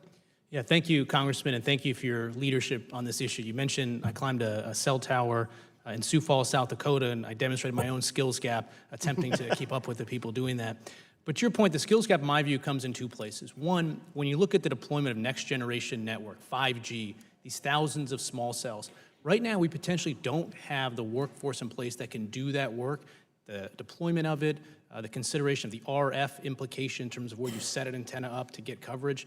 And then we also see it in communities being able to have the skills to take advantage once those connections are in place. I was in Detroit at a school that's trying to give either low-income people recently released from prison, the training and the job skills they need to take advantage of the digital economy. To your point, I think there's more we can do on the apprenticeship side with streamlining those efforts to make it easier for people to move into this space. I've done some events with the Department of Labor geared towards that. Okay, thank you very much. And as I said, that moves towards careers instead of just jobs, and that's what we really want to reach out to help people with. Also, so Chairman Pai, in the Ray Bombs Act, Doris Matsui, or Congresswoman Matsui and myself had the auction deposits bill that was included into that area. My question is for you and Commissioner Riley. I think, Commissioner Riley, you both brought that to our attention. Are you seeing any other barriers in the auction mechanics that may need statutory fix to streamline to make the auctions go smoother or better? Both of you? Thank you for the question, Congressman. Before I do that, I want to assure the subcommittee that we consulted with the General Counsel, and had something happen to Commissioner Carr on that tower climb, the FCC still would have had a quorum sufficient to discharge its duties as prescribed by Congress. But more seriously, we are so grateful to you, to Congresswoman Matsui, and to the entire subcommittee for your leadership in fixing that problem. As I look at the lay of the land in terms of our legal authority, we have sufficient authority at this point, with the exception of the budgeting issues that I talked about earlier, to make sure that we can conduct auctions in an expeditious and productive way. Okay, thank you.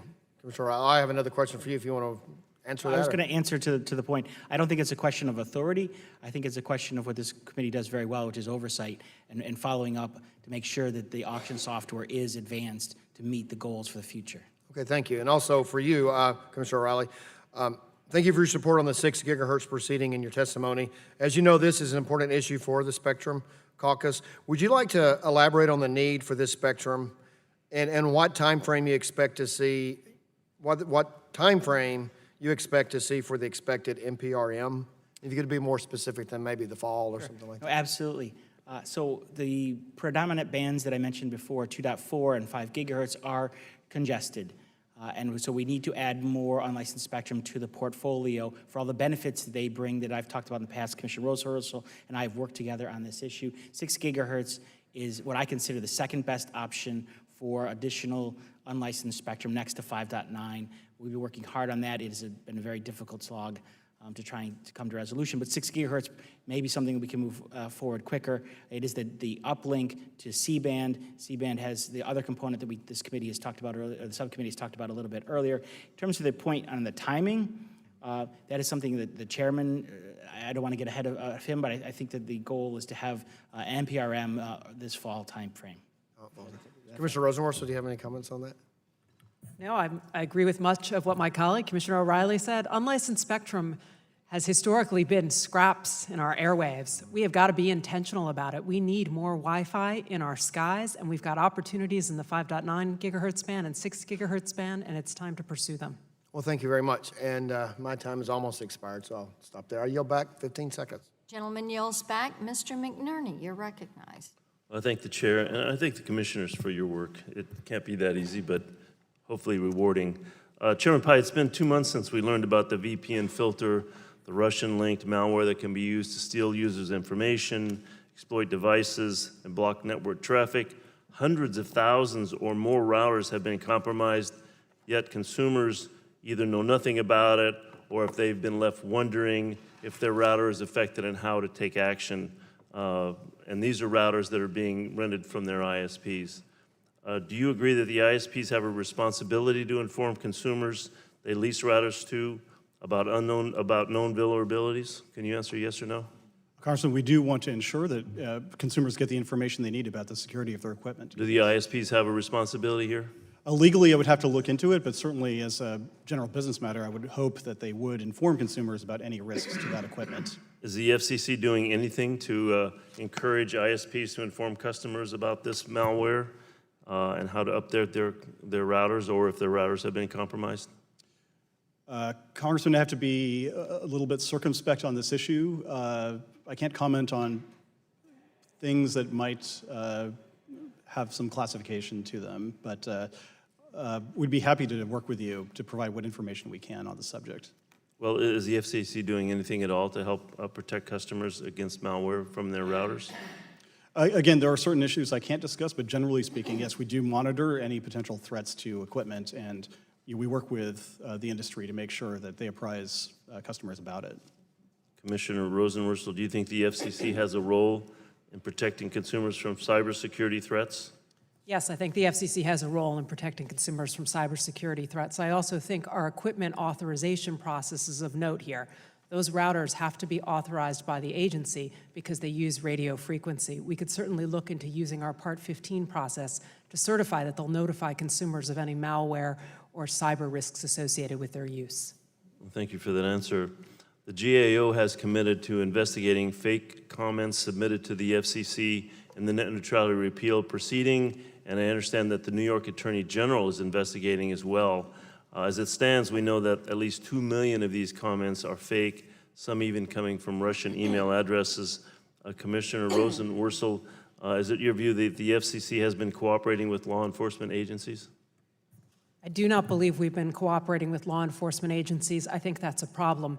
2 million people's identities were stolen in our record. That is a federal crime under Title 18. It's also a crime in many states. We should be referring these matters to state attorneys general and the Department of Justice.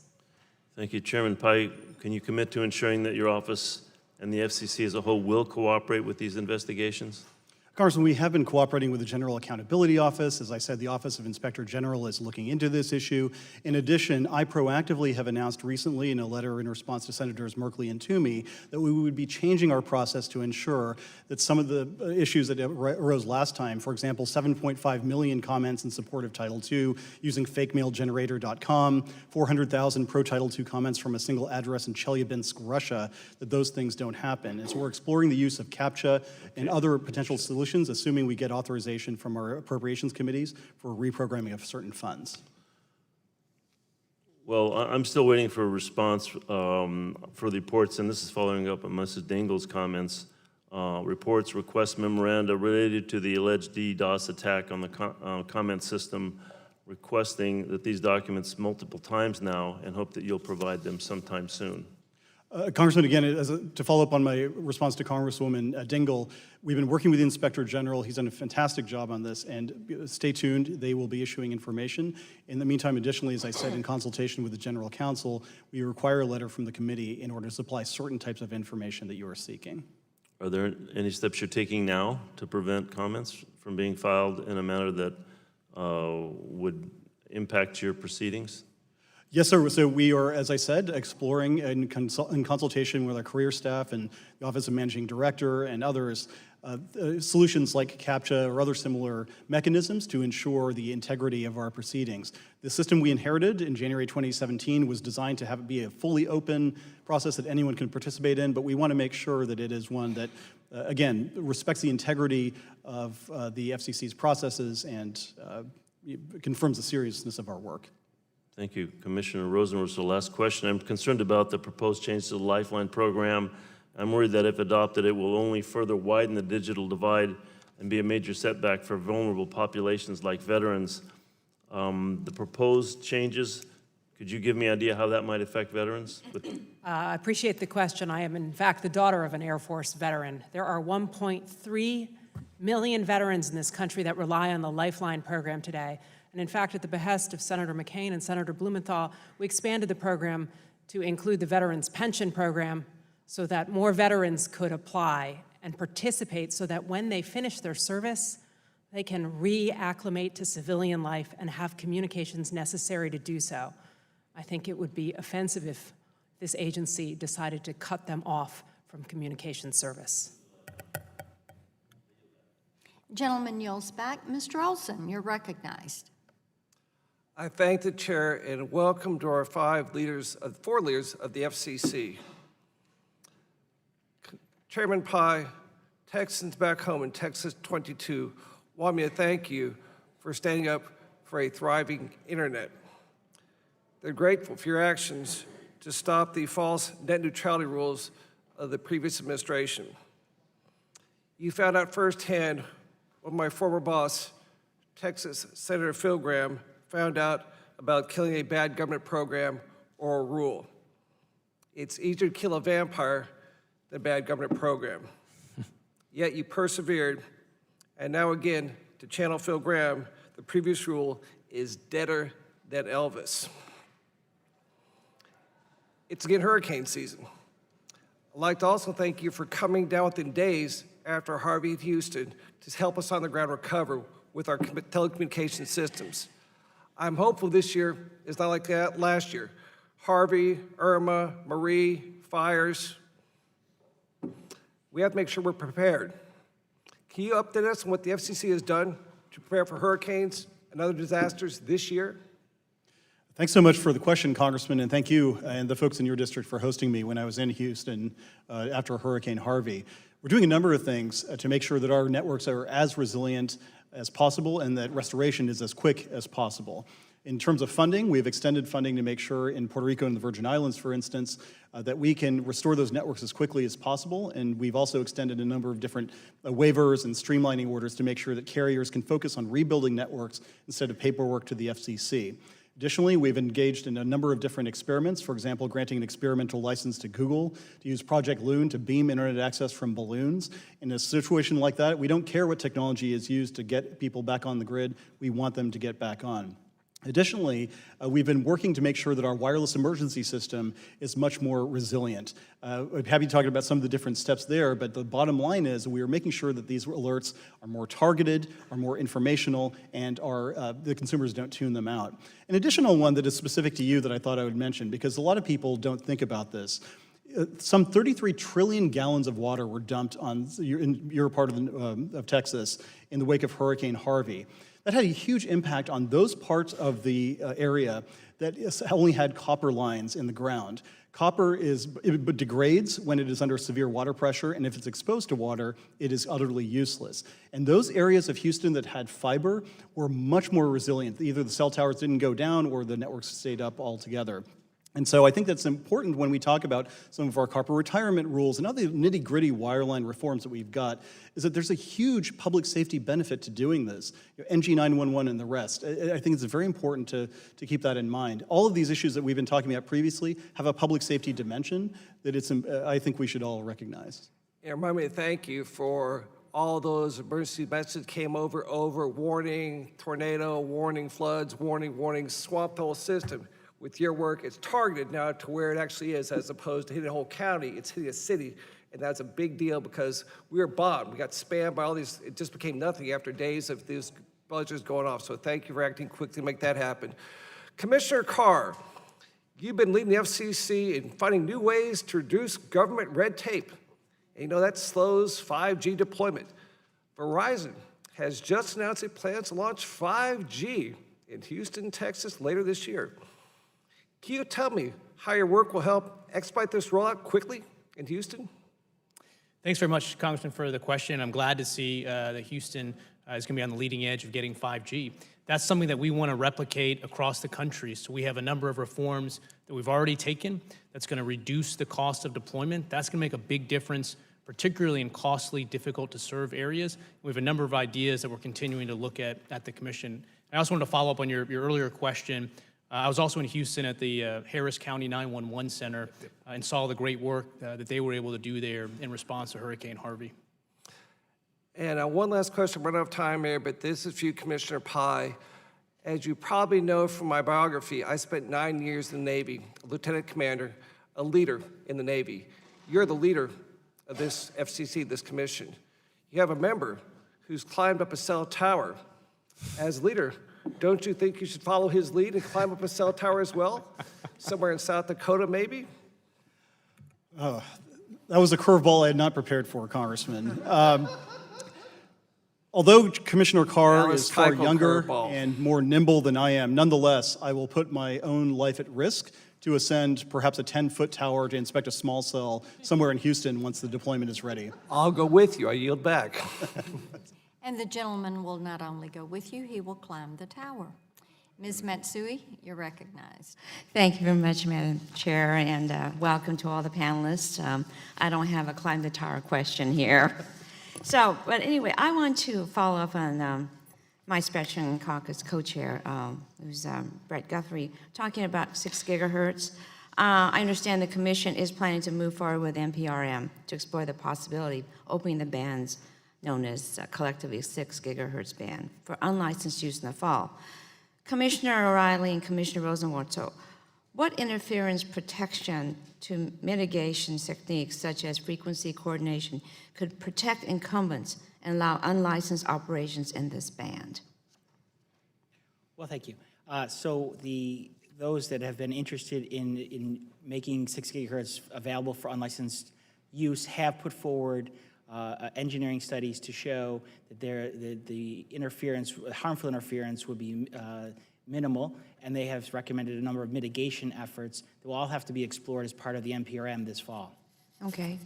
We do have before us some engineering studies, like my colleague referenced. The most important thing we can do is put this out for a rulemaking so that we make it possible for the 6 gigahertz band to be used for unlicensed service in the near future. Right, great, thank you. Last week, I announced that I'm working on legislation to direct the Department of Commerce to convene a working group of federal and industry stakeholders to develop a consensus-based definition of blockchain. Distributed ledger systems such as blockchain have particularly interesting potential applications in communication networks, including in IoT deployments and spectrum sharing. Next-generation networks, including 5G-capable radios, have the opportunity to ensure spectrum is being used as efficiently as possible.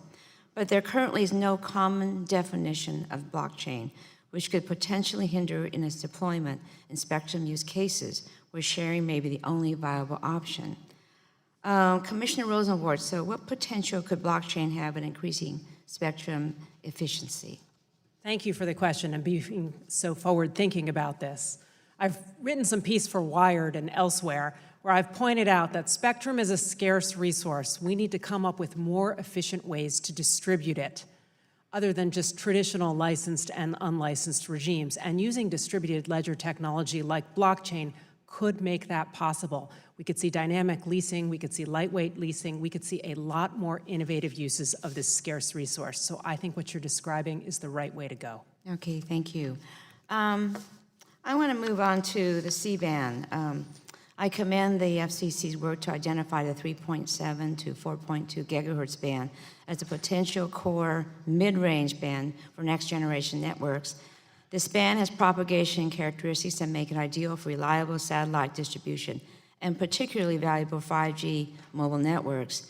The NPRM that you unanimously approved earlier this month appropriately recognized that the Commission had insufficient information on incumbent operations that may need to be protected in the band. I appreciate the NPRM sought additional information on existing Earth station uses of C-band satellites as well as a previous application filing freeze. Chairman Pai, how is the work to gather additional information on incumbent users going? Thank you for the question, Congresswoman. It's going well, in part because we have extended the time and the latitude that some of these folks have to register with us. We've extended the time frame by 90 days until October 17th. We've streamlined the fees and the reports that are required for them to be able to report. And so at the end of the day, this fall, we hope to be able to come to you to let you know that we have a much more robust picture of where these stations are in order to allow us to proceed to a fully informed decision about the fate of the C-band. Okay, fine, thank you. Mindful that clearing federally held spectrum is both critical in our effort to facilitate deployment of next-generation networks and a congressionally mandated preference, I'm interested in new ways to ensure we're using spectrum more efficiently and innovatively. Back in 2004, for instance, the FCC considered the role that opportunistic technologies and access systems could play in promoting leasing arrangements between commercial users and license holders. Specifically, I'm interested in a legislative framework that would further facilitate the opportunity for NTIA to coordinate with the FCC and allow federal agencies to lease spectrum to commercial users. Commissioner Carr, I know we don't have much time, but how do you believe additional spectrum sharing arrangements could balance the certainty and deployment needs of both commercial providers and government users? Congresswoman, thank you for the question, and thank you for your longstanding leadership on spectrum issues. I think you're right. I think we need to put even more tools on the table, even more options on the table, and we should be exploring all ways to get more spectrum out there for consumer use. Oh, thank you. And I just want to make a comment. In my work on this committee, I've been focused on expanding access to telehealth services. So I thank you, Commissioner Carr, for your focus on them. And with that, I yield back. Gentlelady's time has expired. Mr. Johnson, you're recognized. Thank you, Madam Chairman, and to our commissioners, thank you all very much for being here. Chairman Pai, earlier this year, Congress provided funding to NTIA. We talked a little bit about the mapping issue. We provided that funding to NTIA to update the National Broadband Map in coordination with the FCC. How's that coordination effort going, and do you believe that a process that uses state and commercial data in addition to the material the Commission collects from the Form 477 process will render a more accurate and useful map? I appreciate the question, Congressman, and your leadership on this issue. I have personally spoken to the administrator of NTIA about this issue. In addition to that, our staffs have been in touch to share expertise to make sure that they aren't reinventing any wheels and that we're all on the same page in terms of the need for mapping. In terms of the second part of your question, which of course now I've forgotten, sorry. It was, do you believe the process that uses state and commercial data in addition to the material from the 477 process will render a more accurate and useful map? Our hope is that it will, and in the meantime, what we have done under my leadership over the last year and a half is to start a comprehensive review of the Form 477 process to make sure that the information that we get is as granular as is feasible and is as usable as possible for all of the folks who need it, including NTIA, Congress, the FCC, and others. I know you know, and I think the other commissioners agree too, that an accurate map is important, and I appreciate what you said about not reinventing the wheel. You know, this is not rocket science. I mean, we ought to be able to produce a map, and we ought to be able to produce a map very, very quickly. An accurate map is the starting point for solving this problem, and it's just been it's been an issue that has just been dragging and dragging and dragging. So whatever you folks can do to encourage and push that along, it really is important to rural areas where we're suffering with intellectual capital loss, the rural-urban divide being very real. You guys know that. Absolutely. So I appreciate that. Chairman Pai, cybersecurity is obviously a very important issue as well for our country, and there continues to be debate over which agency or which commission should take the lead on cybersecurity. I know that the telecommunications industry works routinely with the Department of Homeland Security, and conversations that occur with DHS are held in confidence, and that's required by statute. Obviously, that kind of protection of information encourages sharing of critical and confidential information, which we all agree is the best way to safeguard our communication systems. I understand, however, that same statutory protections do not exist at the FCC. So are you concerned that the FCC and DHS could work at cross purposes, which may undermine cybersecurity? Great question, Congressman. Cybersecurity is a critical issue, and it seems like every week there's a new story that draws our attention to that fact. I'm happy to report that over the last year and a half, we've had a very close and productive working relationship with the Department of Homeland Security. In fact, this very morning, I spoke with DHS about some cybersecurity issues that have popped up. And so we certainly want to make sure we're on the same page there. Our role under current law is to act in more of a consultative fashion with DHS, which has the lead in terms of cybersecurity. Should Congress see fit to change the law, currently the only arguable source of authority would be Section 1 of the Communications Act, which is a very high-level, broad statement, which doesn't give us operative authority there, as well as arguably Section 222, which is more consumer proprietary network information. But should Congress change the law, we would dutifully administer it to make sure that our networks are secure. And in the meantime, I'll continue to work collaboratively with DHS and other federal partners, including the intelligence community, to make sure that cybersecurity is reinforced as an important issue. Okay, and I can't get two questions in here, but I'm going to try.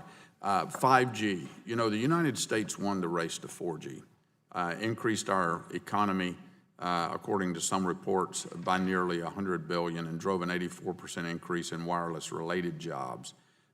Because of that leadership, the wireless industry now supports over 4.7 million jobs and contributes $475 billion annually to the U.S. economy, according to that Accenture report. What should the FCC do to ensure that we maintain our global lead in 5G so that all of those economic and job benefits continue to occur here in the U.S.? Congressman, exactly what we are doing, being very aggressive on spectrum, holding the 28 and 24 gigahertz auctions this fall, the 37, 39, and 47 gigahertz next year. In addition, looking at other bands, 3.7, 6 gigahertz, and others.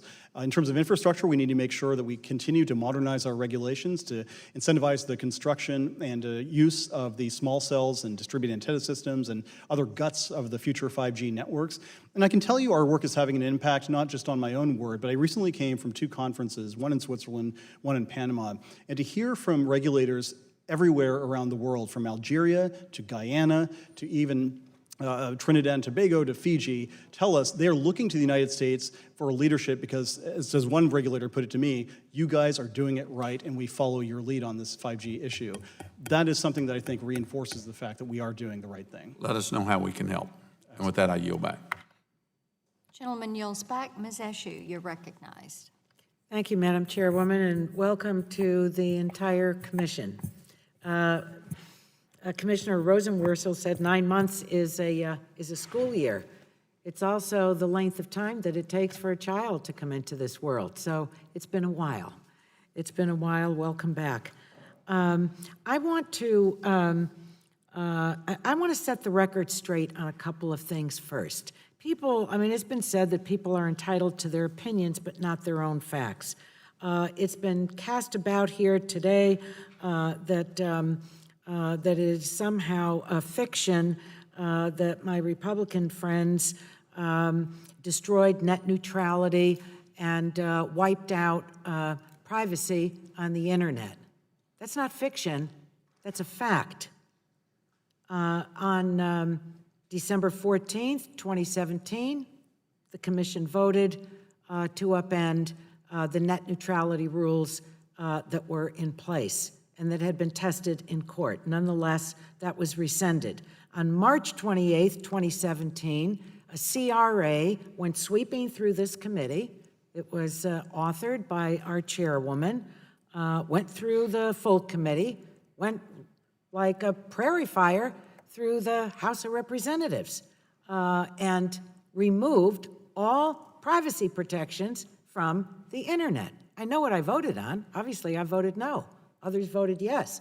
But to say that, that these things somehow are a rumor or people are referring to them and they're not so, is simply not the fact. So I want to really set that down because I think it's important too.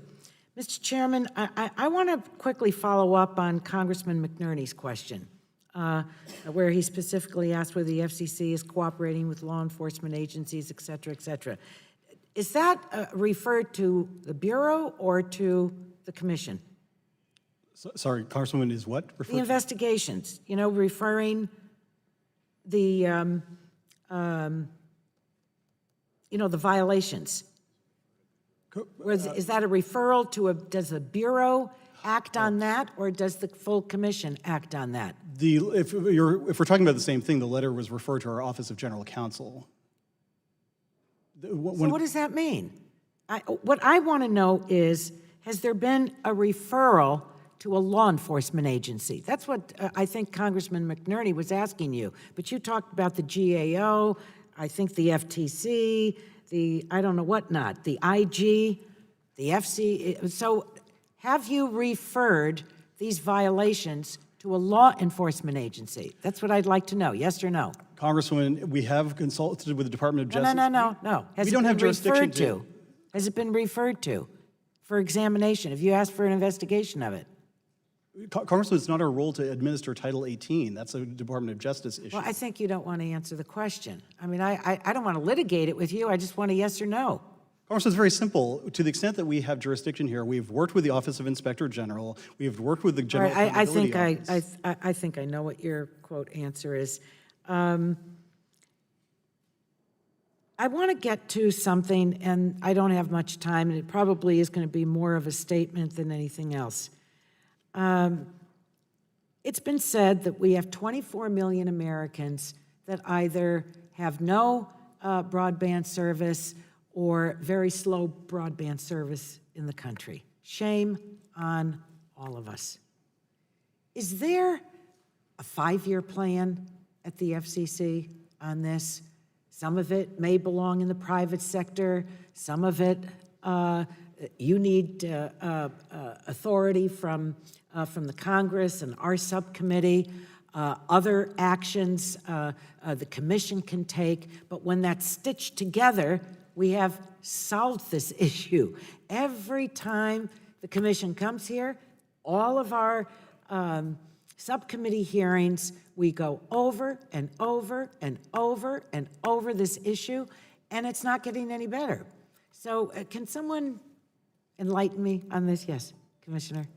So, in fairness, and the commission has spent an incredible amount of work on this. I think we all have, but I don't sense we're making progress. We've done the easy stuff, the easy locations. We're working on what I would consider the medium locations. We have an ongoing auction right now for the CAF Phase 2 auction. What's left over from that and what's left over from our remote area, or from our rate of return areas that don't get served under our program there, is what are going to be the hardest. So what will that knock out of the park, what you just described, of the 24 million? Yeah, that's it depends on your, I don't use your time, but it's 14 million if you don't, it's 24 million only if you don't count satellite that is serving 10 million people today with 25.3. So, but it is important. I don't mean to say that 14 million should be ignored, but we are working on the really hard area. Remote areas fund needs to be set up, and we're going to need additional funding that we don't have today, and we require contributions from Congress and federal dollars, which I've testified in favor of, and the dollars went to other federal agencies. I backed you up on it. Or it's going to require additional contributions from ratepayers to the likes we haven't seen before. Gentlelady's time has expired. Thank you very much. Gentlelady yields back. Mr. Bilirakis, you're recognized. Thank you, Madam Chair. I appreciate it so very much, and I welcome the commission and the chairman. And Chairman, thank you very much for coming to my area and speaking to my constituents. I really appreciate it very much. Chairman Pai, again, while you were in Tampa, the Tampa Bay area, you were able to review the testing that Charter was doing, Charter Communications was doing in and around the district. In particular, they're conducting trials in the 3.5 band, which is showing promise for better and faster rural coverage. At the same time, the 3.5 band is utilized by federal radar systems, which is used by the Navy and Coast Guard on the Gulf Coast of Florida, as well as other areas. The Environmental Sensing Capability, ESC, has been created to ensure these federal uses are not interfered with, while also allowing shared spectrum with industry and preparing the 5G enabled technology. This band provides a great opportunity for industry and competition as long as we ensure federal systems remain secure. What is the status of ESC implementation and interference sensitivity standards, please? Thank you for the question, Congressman. And first and foremost, though, thank you for the hospitality you showed me, both in Tampa and in Oldsmar. It was a terrific visit to the district. I'm very excited about the possibilities of 3.5 gigahertz spectrum, in part because of that trial you showed. I mean, to be able to see how Charter is using and how others potentially could use the spectrum to provide a seamless high-definition video experience as you're driving down the road. I mean, very simple application, but very powerful one nonetheless for consumers. The ESC is a critical part of that, and so I'm happy to report that we are actively working with both NTIA and the Department of Defense on the testing. The testing is very complex, and so I can't give you a definitive time frame on when it is going to be completed or what the results might show, but do know that we are working as quickly as possible to wrap that testing up to enable ESC to allow shared use of this valuable resource. Very good. Commissioner O'Reilly, I know you're leading the charge on the 3.5. Do you have anything to add to that?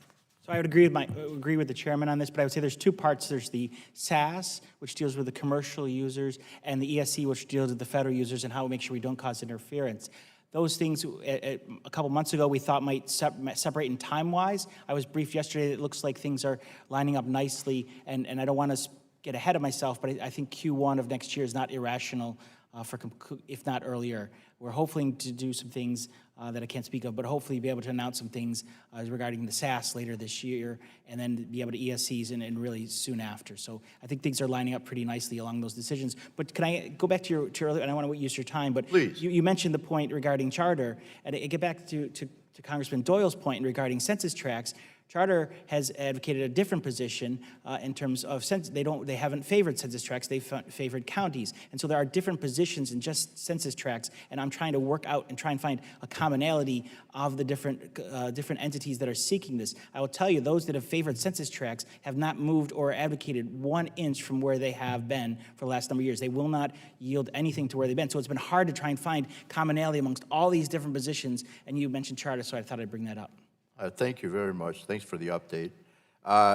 Back in March, after a very long wait, the D.C. Circuit Court issued its opinion on the Telephone Consumer Protection Act. In particular, this ruling invalidated the definition of an auto dialer and also did away with the Commission's reassigned number and safe harbor rules. In light of this opinion, what action is the FCC taking to establish valid TCPA definitions and rules that target bad actors but do not put everyday Americans at risk to lawsuits? Commissioner, maybe, Mr. Chairman, can you address that? I'd be happy to, Congressman. We are still actively studying the results of the opinion in ACA International, and we were working with our staff on the way forward on some of the key issues they identified: the definition of auto dialer, the reassigned number database, revocation of consent, and the like. And so, again, I can't give you a specific time frame, but we are actively looking at a variety of TCPA issues as a result of the D.C. Circuit's opinion. Well, Madam Chair, I've got one more question, but I'll go ahead and yield back my time, and I'll submit it for the record. I appreciate it. Thank you. Thank the gentleman. The gentleman yields back, and Mr. Flores, you're recognized. Thank you, Madam Chairman.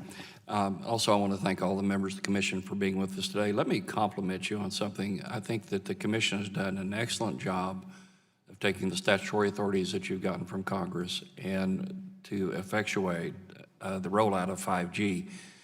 Based on what I've seen from the stakeholders in this space, we're moving much more quickly than I ever would have envisioned. We're going to have fixed wireless 5G in Houston as a test case at the end of this year. That's amazing when you can talk about speeds up to 3 to 10 gigabits. That's amazing. So good work on getting that done. Want to talk to you about, and that's also, I think, sets the stage for a cost-effective way to roll out rural broadband eventually. And as I appreciate the work on that to take care of the 24 million people that have been widely talked about during this this hearing. Commissioners Pye and O'Reilly, you both touched in your testimony about what you're doing in terms of the making spectrum available for 5G, and part of that entails dealing with the FM radio stations that were left out during the original legislation. My bill that deals with that was addressed in the Ray Baum Act, and also we've set aside the appropriations for you to do that. You have moved quickly to have an NPRM at your next hearing on August the 2nd. Can you give us a preview of what we can expect in that regard, just in a few seconds? Congressman, I certainly hope we'll see a unanimous vote next week on my proposal, but I don't want to speak for my colleagues. But it's important for us to take that authority you gave us and run with it as quickly as possible, get public input on what the right procedures should be to protect full power Class A TV stations, FM radio stations, and others as a result of the incentive auction. Okay, thank you. Moving on to another subject, believe it or not, one of the biggest complaints that I'm receiving from my constituency, which is generally happy, is that they are upset about robocalls. And I don't think that's come up today. And I know you all are taking steps in terms of stopping the spoofing of phone numbers and so forth. Can you give us an update on where we stand in that regard? I guess, who owns that among this group? Oh, Chairman Pye. I drew the short You get all the big ones, don't you? So. Yeah, we're doing a lot, Congressman. Thanks for the question. And this is an issue that frustrates me. Even last week when I was on vacation, I spent several minutes on a phone with several robocallers trying to figure out who they were, how they got my information, and the like. We're doing a lot. So over the last year and a half since I've been in office, we've adopted a notice of inquiry on call authentication, essentially a digital fingerprint for every single phone call. We've also, in that regard, blessed the private sector group called the Nancy, which is looking at call authentication. Good. Secondly, we're taking steps to allow carriers to block spoofed calls, that is calls that obviously aren't from your area code, but nonetheless appear to be. Additionally, we're taking very aggressive action in terms of enforcement. Oh, sorry, I should mention also the reassigned number database to allow those legitimate callers to know whether or not a number has been reassigned to somebody who doesn't want to be called. Additionally, on the back end, so to speak, taking very aggressive enforcement action. The largest fine ever imposed in the FCC's entire history was against a robocaller in Florida, about $120 million. Good. Additional multi-million-dollar fines there, too. I personally have spoken with some of my counterparts abroad because a lot of these robocaller operations come from other countries, and our jurisdiction only stops at the water's edge. And largely, they've been very willing to cooperate with us on that. Good. What statutory, do you need additional statutory authority at this stage of the game to be able to fight this epidemic? I think we have a fairly broad authority, but to think you the do, extent that yeah. Congress is willing to give us more tools in terms of statutes of limitations or the like, we would love to work with you on that. Let us know what you think you need. I want to move to the mid-band spectrum and just the remaining minute that I have. Part of the mid-band spectrum at 5.9 gigahertz was set aside for what was called dedicated short-range communications, or DRSC.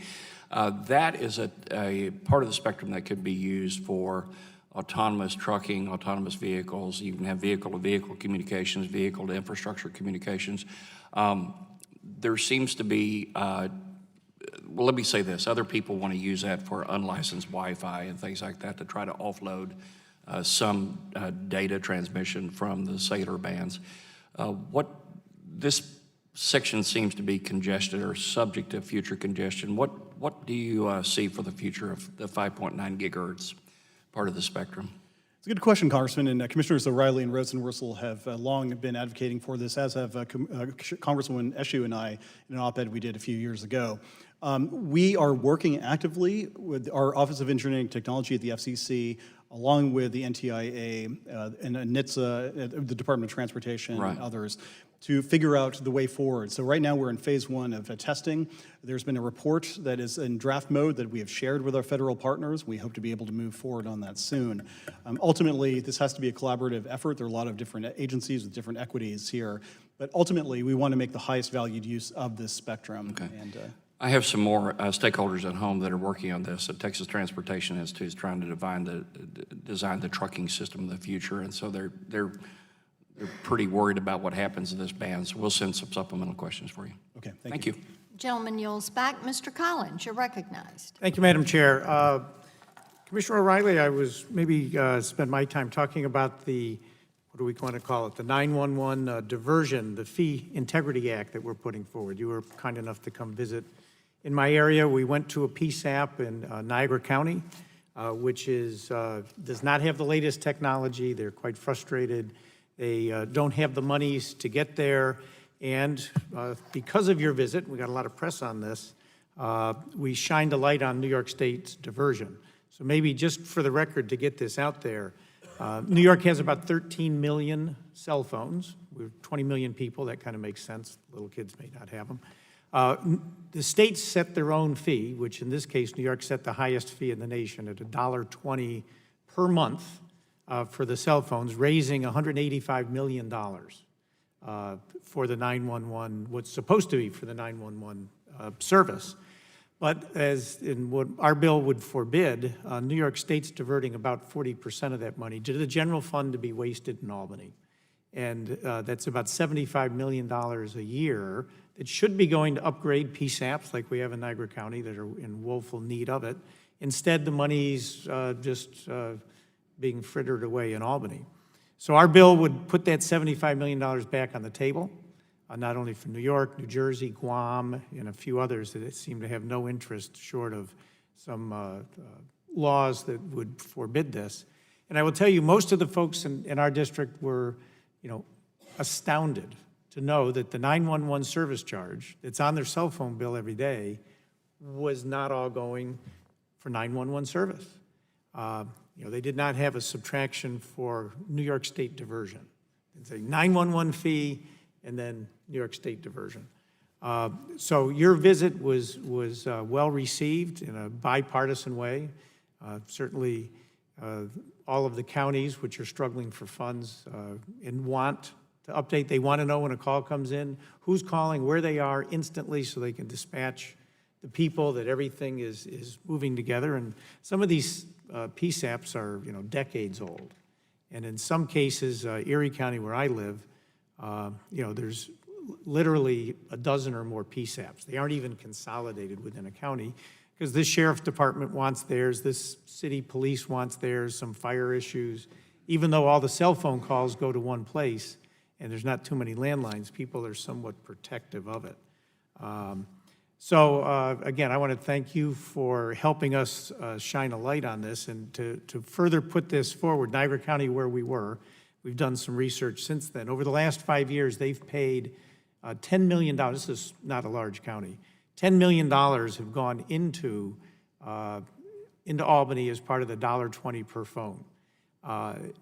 And while New York State diverted 40%, that still should have left $6 million to come back to Niagara County. But since each state makes its own rules, New York State, I think, tends to favor the downstate areas. Only $2 million came back to Niagara County. So they paid in $10 million with their residents thinking this $10 million is supposed to help our PSAP in Niagara County. Lo and behold, only $2 million came in. I can assure you, if that other $8 million, or even if the state diverted, if the remaining $4 million had come in, they would have upgraded that PSAP. The residents would be safer. Those working in those PSAPs, which is a very hard, frustrating job, would feel better when they go home at night. With your input, I just want to point out again, one of the things that this bill would do is to have the states not only stop diverting, but we would have the FCC better define what would be a use. Because, the minute they stop diverting, they may say, well, for public safety, we're going to fix that pothole over here. Well, no, this is in need of some federal oversight. And again, if you want to make a couple of comments, I know I burned up most of the clock, but I wanted to get this all on the record. So, Commissioner O'Reilly. I can't thank you enough for your leadership on this issue. It's great to be home in Niagara County. Your point is well taken in terms of the $10 million and only receiving back $2 million. So the consumers in my old town are paying for it twice. Not only are they paying the 911 fees that are being diverted, but then they're having to pay higher local residential taxes where the budgets are coming from. And so Niagara County is doing, property taxes went up to fund the extra $8 million shortfall, and so they're being hit twice on this. And New York government has made clear that they have no intention of changing this. Rhode Island has no interest right now in terms of solving their problem. New Jersey has the same problem. I was just talking to some folks from Guam, and the same issues. We have some work to do in this front. I would love continuing to work with you on your leadership. We've shined a light on it. You were very helpful in that. Thank you all for your time today. This is also not a partisan issue whatsoever, so, Madam Chair, I yield. Public safety issue. Gentleman yields back. Mr. Costello, you're recognized. Thank you, Madam Chair. I want to first just say, since I've been on this committee, I've done my best to delve into these issues, and they are very sophisticated, the things that each of you deal with on a day-to-day basis. And I just want to commend each of you for your expertise and the time that you dedicate to our country and to the FCC and to the industry for trying to get it right. And with that, I want to ask Commissioner O'Reilly a question. Some of my colleagues on the other side of the dais today have articulated their interest in giving the FCC more of a presence on cybersecurity issues. While the concern over cybersecurity and supply chain vulnerabilities is certainly well-founded, it's my understanding that the FCC is not and should not play a lead role, I emphasize lead role, on identifying and mitigating these vulnerabilities. The FCC has a long tradition of deferring to expert agencies in the executive branch with the relevant intelligence and national security expertise. For example, the FCC routinely refers applications for transfers of certain licenses to an informal working group in the executive branch known as Team Telecom to review the national security implications of each such transaction. Do you believe the FCC has anything new or unique to add to our nation's cybersecurity work, or do the intelligence and national security agencies currently have a good handle on these issues? So I have to be careful in terms of what I can say in the public, but I do believe that the authority has been provided by Congress. So it's not my question. It's in the statute. Who the Congress gave authority to was to other agencies besides the FCC on the issue of cybersecurity. And so that is not something that I believe we have great authority to act. If Congress changes that authority, that is one thing. But I do believe that we work well with what is as you referenced, Team Telecom. There is a need to reform Team Telecom, and I've advocated some reforms to that. But I do believe that we do not have the primary role. We do have functions that we can add to that conversation. And that's why I direct the question. The reforms that you've advocated, does that contemplate that you do have existing expertise that could be lent if the statute was broadened to enable you to do that? So the changes that I'm seeking is more formal structure for Team Telecom and addressing the timing of decisions that are made by them and making sure that when that interaction between the FCC and Team Telecom actually is beneficial. We have applications that sit at Team Telecom under the last administration for quite a long time period. That's problematic for those that have applied. It doesn't mean we're undermining national security one iota. Sure. It means we have a better, efficient government. So if I were to characterize, while you agree that cybersecurity is a deeply serious issue, you do not feel that placing more jurisdiction within the FCC or having the FCC exercise additional jurisdiction, be it within the statute or broadening the statute, would be well placed because we have existing intelligence agencies that are already fully capable of doing that, and the FCC does not have anything additional to add. Is that correct? Or did I just say too much? Well, there's a lot to. I would agree with an awful lot what you said. We will continue to have conversations with those entities, but I think that they have a great deal of authority and are capable of providing us the information as it relates to applications that are submitted for our consideration. Okay, I do have a question for Commissioner Carr, but does anyone have anything to add to that real briefly? Okay. Telehealth. As you're aware, the prospect of telehealth holds exponential benefits for patients, families, and the healthcare system at large. But on the issue of access for rural America, Commissioner Carr, what can we expect to come out of the 3-year pilot program? What sort of job creation can rural communities expect from increased investment in the development of telehealth technologies? Thanks very much for the question. These are some of the things that we want to tee up in this notice of inquiry that's up for a vote. We've seen some great examples of telehealth, remote patient monitoring technologies that have significantly improved outcome for low-income patients, including in rural America, as I mentioned in my testimony in the Mississippi Delta. And we've also seen significant cost savings. That one program that I mentioned in the Mississippi Delta, if just 20% of the diabetic population in the Magnolia State enrolled in that type of a program, it would be projected to save about $189 million in terms of the state's Medicaid expenses. Okay, so, very good. Anyone else to add on that? Yes. I'll simply add, and I agree with everything Commissioner Carr said. A few months ago, President Kennedy's first FCC chairman, Newt Minow, and I wrote an op-ed, bipartisan op-ed that emphasized the importance of telemedicine, and Commissioner Carr's expounded these principles very well.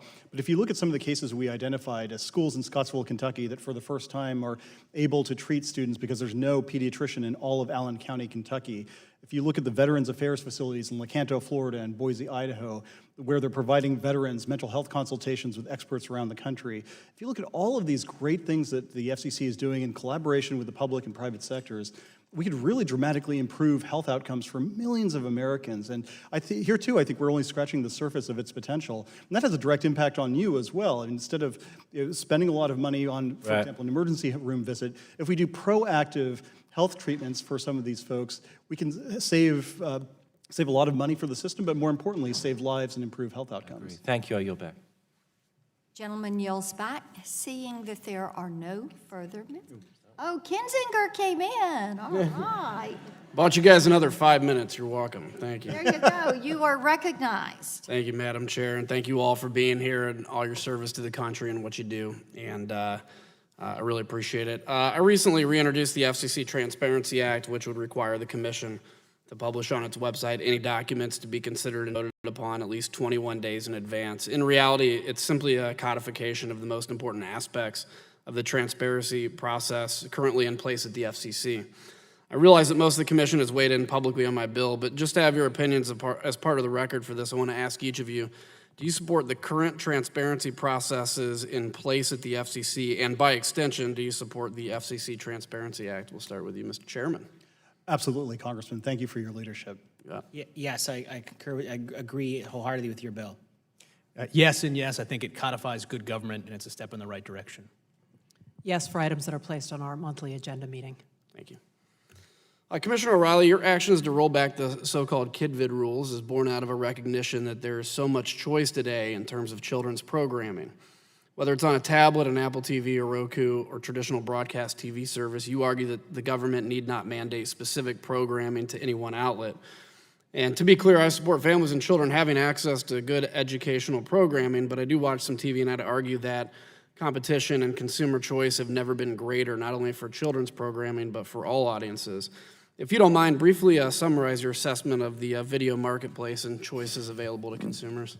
Well, thank you. I will say I take only issue with the idea of rollback. We are trying to provide greater flexibility on the KidVid issue. As you highlighted, the marketplace has changed incredibly since 1990 when the statute, the Children's Television Act was enacted, in 1996 when the rules by the FCC were put in place, and 2004 when they were modified extensively. So the world has changed. We have a much broader marketplace for children's programming. It's not just your 3 broadcast channels on Saturday morning. It is a plethora of cable options, and it is a ton of options for those over the top. Now, there has been concern, what happens for the family that doesn't have any of that except broadcast television? And we have tried to address that in the NPRM, and I'm going to take comments on giving the opportunity and the flexibility for broadcasters to move that signal that they have on the primary channel today to a multicast channel, so the programming will still be available to those over-the-air only households. So I would argue it's greater flexibility without harming children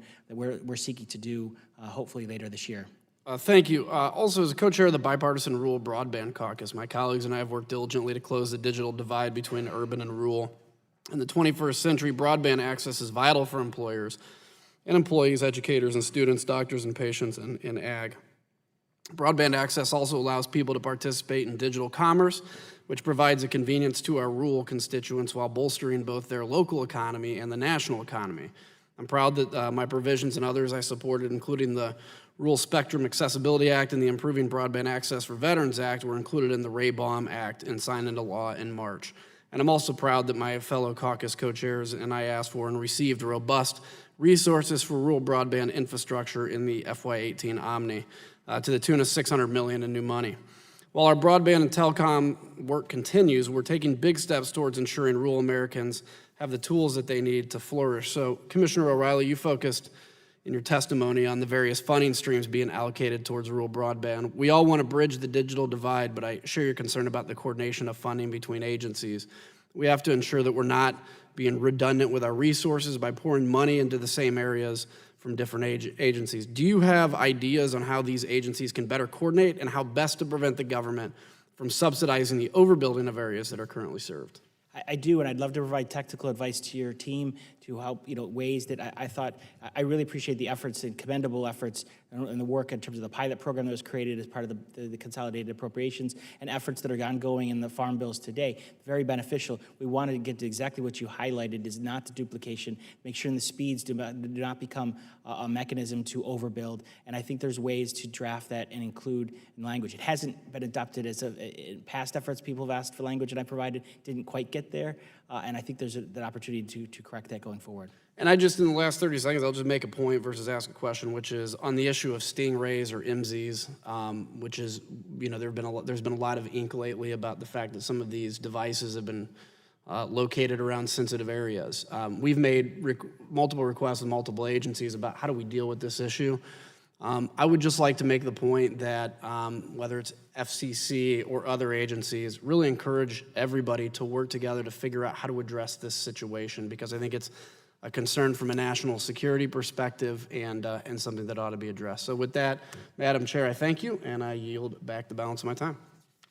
The gentleman yields back, and now there are no further members, and we thank you all very much. Before we conclude, I ask unanimous consent to enter the following documents into the record.